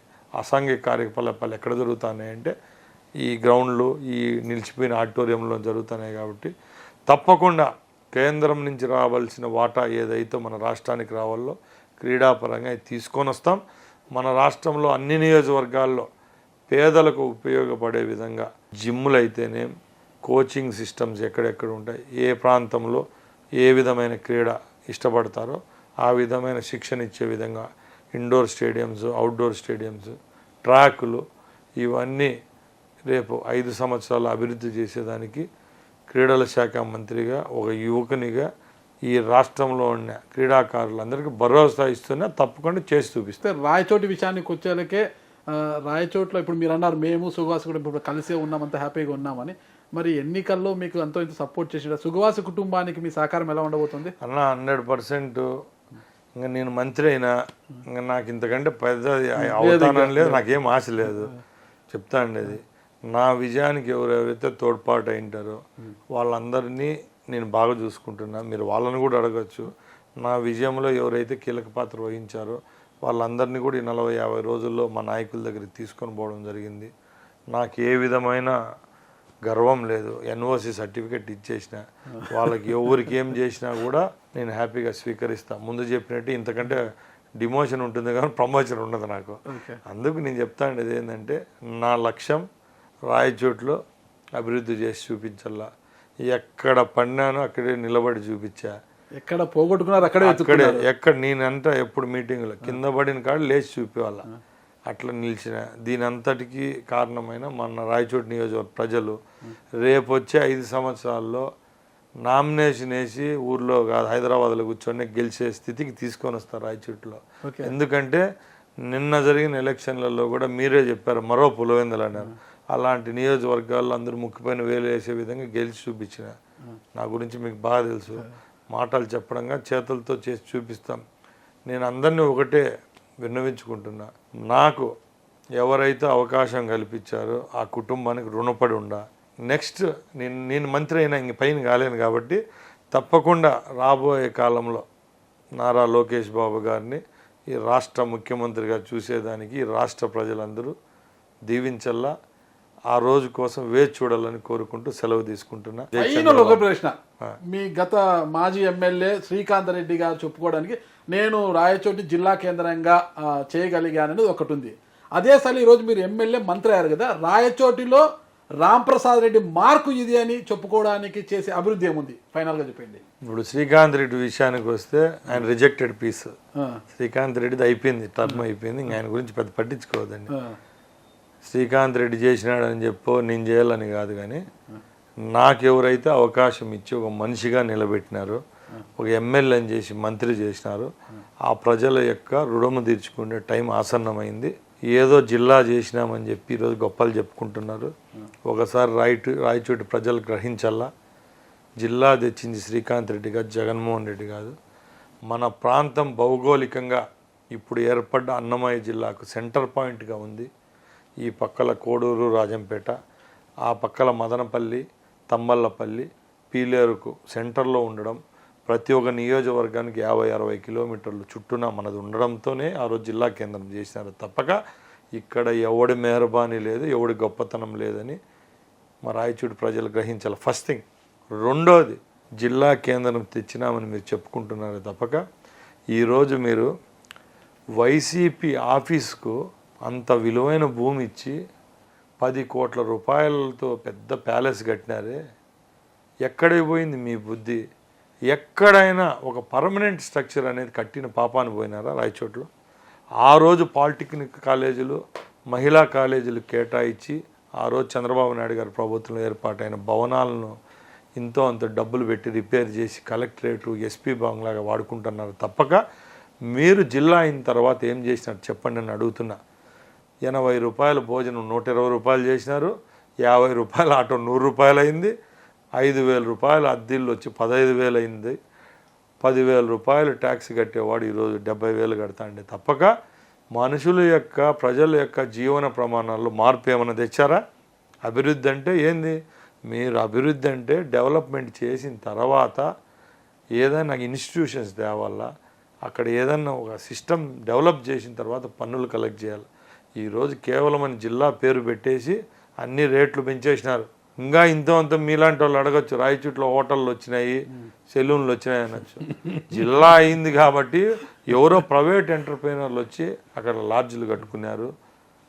ఏమంటారు, మిగతా నేను ఏమేమి చెప్పినా అన్ని పెట్టినారో తప్పగా ప్రభుత్వ పరంగా ఏమన్నా వచ్చిందా అని. మీ మార్క్ ఏం చూపించబోతున్నారు అనేది అక్కడ అన్న అయిండేది 50 రోజులు, మార్కులు ఉండవు, టిక్కులు ఇంటులు కొట్టము. 5 సంవత్సరాల్లో రాయచోటి ప్రజలు ఏదైతే కోరుకుంటున్నారో అది చేసి చూపించేదానికి సిద్ధంగా ఉండ. మాటల్లో చెప్పడం జరగదు.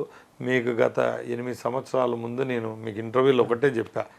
మీరు నన్ను క్వశ్చన్ అడిగినా నాకు ఇంకా గుర్తుంది. అంటే రాయచోటి ఎమ్మెల్యే పరిధి ఏంది అని మీరు అడిగినారు. కేవలం ఎమ్మెల్యే పరిధో మంత్రి పదవి ఉంటే ఈ బిల్డింగులు కట్టడం, రోడ్లు వేయడమే కాదు, రాయచోట్లో ఉన్న ప్రజల యొక్క జీవితాల్లో పెన వేసుకొని పోలేని బంధం ఏమంటారు రాంప్రసాద్ రెడ్డి. ప్రతి ఒక్క కుటుంబంలో వాళ్ళ జీవితాలకు సంబంధించిన కొన్ని ఉంటాయి. ఒక పేదవాడు వస్తాడు, ఆన్లైన్ ఎక్కించుకోవాలంటే గత 5 సంవత్సరాలు పలికినోడు లేడు. బిడ్డకు ఏదన్నా బాగలేకపోతే సాయం చేసే దిక్కు లేదు. ఎవరికైనా ఇంట్లో ఏదైనా ఒక ఆడబిడ్డకు పెళ్లి చేసి మొగుడు వదిలేసిపోతే మాట్లాడేదానికి పోలీస్ స్టేషన్కి పోతే చెప్పే దిక్కు లేదు. ఇలాంటి చాలా ఉంటాయి నియోజకవర్గాల్లో. అవన్నీ ముందు కూడా ఏం పదవి లేనప్పుడు చేసి చూపించిన రాబోయే కాలంలో ఒక అన్నగా, ఒక తమ్మునిగా, ఒక బిడ్డగా రాయచోటి ప్రజలతో ఉంటా. తప్పకుండా రాయచోటి ప్రాంతాన్ని అభివృద్ధి పరంలోనే కాకుండా వాళ్ళ జీవితాల్లో ఒక మంచి వ్యక్తిగా గుండెల్లో చిరస్థాయిగా ఉండేదానికి ప్రయత్నిస్తాను. రాష్ట్రంలో లా అండ్ ఆర్డర్ తప్పింది, కేంద్రం చొరవ చేసుకోవాలని 24న ఢిల్లీలో జగన్మోహన్ రెడ్డి గారు ధర్నా చేయబోతున్నారు. షార్ట్గా ఆన్సర్ చేసేయండి. అన్న, జగన్మోహన్ రెడ్డి గురించి మన ఇద్దరికి బాగా తెలుసు. నువ్వు కూడా మా ప్రాంతం వరకే, మా మాజీ గురువు ఆయన. ఏం చేయలేక ఇట్టాడు, ఎన్ని చేస్తాడు స్టంట్లు. ఆయన ఏమంటారు, ఆయన మేధస్ అనుకోండి, ఆయన ఫ్రికిల్ మైండ్ అనుకోండి. ప్రభుత్వం ఇంకా 5 సంవత్సరాలు ఉంది, ఇంత క్లియర్ మ్యాండేట్ ఇచ్చారు. అట్లీస్ట్ ప్రజలకు ఒక 2 ఏళ్ళు వదిలేయాల. లా అండ్ ఆర్డర్ క్రమ తప్పింది, కేంద్రం చొరవ తీసుకోమని ఆయన డిమాండ్ చేస్తూ ధర్నా చేయబోతున్నాడు 24వ తారీఖు. జగన్మోహన్ రెడ్డి పరదాల ముఖ్యమంత్రి, పరదాలు కట్టుకొని ఒక ప్యాలెస్లో ఉన్నాడు. మేము ఆ పరదాలు తీసేసినాం. ఇప్పుడు ఆయన కూడా ఫ్రీ బర్డ్ అయిపోయినాడు, ఢిల్లీకి పోతాడు. ముందు ఆడికి వస్తామన్నాడు జనాల్లో, చెప్పండి. జగన్మోహన్ రెడ్డి అనేవాడు 5 సంవత్సరాలు ముఖ్యమంత్రిగా ఉంటే పార్టీకి సంబంధించిన ప్రోగ్రాలు ఒక 5 జరిపింటాడు.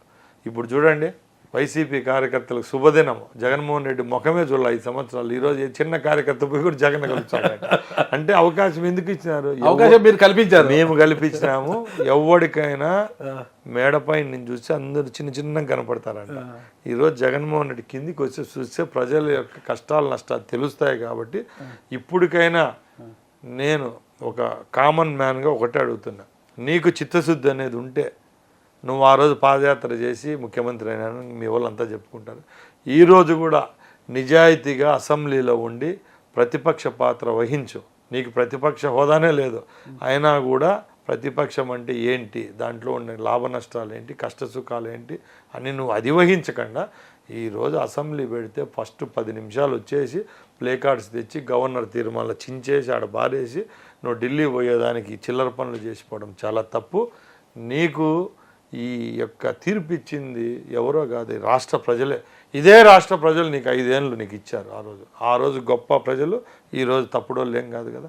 అలాంటప్పుడు నీతి నిజాయితీగా ప్రతిపక్ష బాధ్యత వహిస్తే రేపు వచ్చే 5 ఏళ్ళల్లో ఎలక్షన్లలో అట్లీస్ట్ 11 మందిని నిలబడతారు వెనకాబట్టి. లేకపోతే 10-15 రోజుల్లో అందరూ ఊసిపోతారు. ఇంకోటి లాస్ట్ పాయింట్ చెప్తున్నా, ఈరోజు ఆయన అసెంబ్లీలోకి వచ్చేదానికి కూడా కారణం ఆ ఎమ్మెల్సీలే ఈరోజు. ఎందుకంటే ఆ 11 మంది ఎమ్మెల్యేలతో ధైర్యంగా రాలేడు. ఈరోజు నవ్వుతా వచ్చినా, నేను కూడా చూసిన. దానికి కారణం ఆ మెజారిటీ ఎమ్మెల్సీలు. ఆ ఎమ్మెల్సీల్లో కూడా 90% మాతో టచ్లో ఉన్నారు. నువ్వు వాళ్ళు ఎవరో నువ్వు గుర్తుపెట్టుకో ఫస్ట్. ఆ ఎమ్మెల్సీలు కూడా నిన్ను వదిలేస్తే దాంట్లో ఉన్నారు. ఢిల్లీ యాత్ర లాస్ట్ వాళ్ళకు. ఢిల్లీ యాత్ర తర్వాత నెక్స్ట్ నువ్వు అసెంబ్లీలోకి వచ్చే రోజు నీ ఫ్లీట్ నీ వెనకామంటూ ఉండదు, ఊసిపోయేదానికి సిద్ధంగా ఉండరు. ఫస్ట్ ఉండే ఎమ్మెల్సీలు కాపాడుకుంటే బాగుంటుంది తప్పక నువ్వు ఢిల్లీకి పో, లేకపోతే బొంబాయి పోయి ధర్నాలు చేయడం వల్ల ఒదిగేది ఏం లేదు. ఎందుకంటే అక్కడ మేమే ఉన్నాం, ఇక్కడ మేమే ఉన్నాం. నీకు ఊరికే డబ్బు దండగా ఫ్లైట్ టికెట్ లేదు. ఓకే, థ్యాంక్ యూ మంత్రి గారు. చూద్దాం ఇప్పుడు ఢిల్లీకి వెళ్ళిన జగన్మోహన్ రెడ్డి గారు అంటే మళ్ళా నెక్స్ట్ అసెంబ్లీ సమావేశంలో ఈ రోజు ఉన్న చిరునవ్వు ఆయన మోములో మళ్ళా ఉంటుందా లేదా అనేది కూడా వేచి చూద్దాం. థ్యాంక్ యూ మంత్రి గారు. నమస్తే. నమస్తే.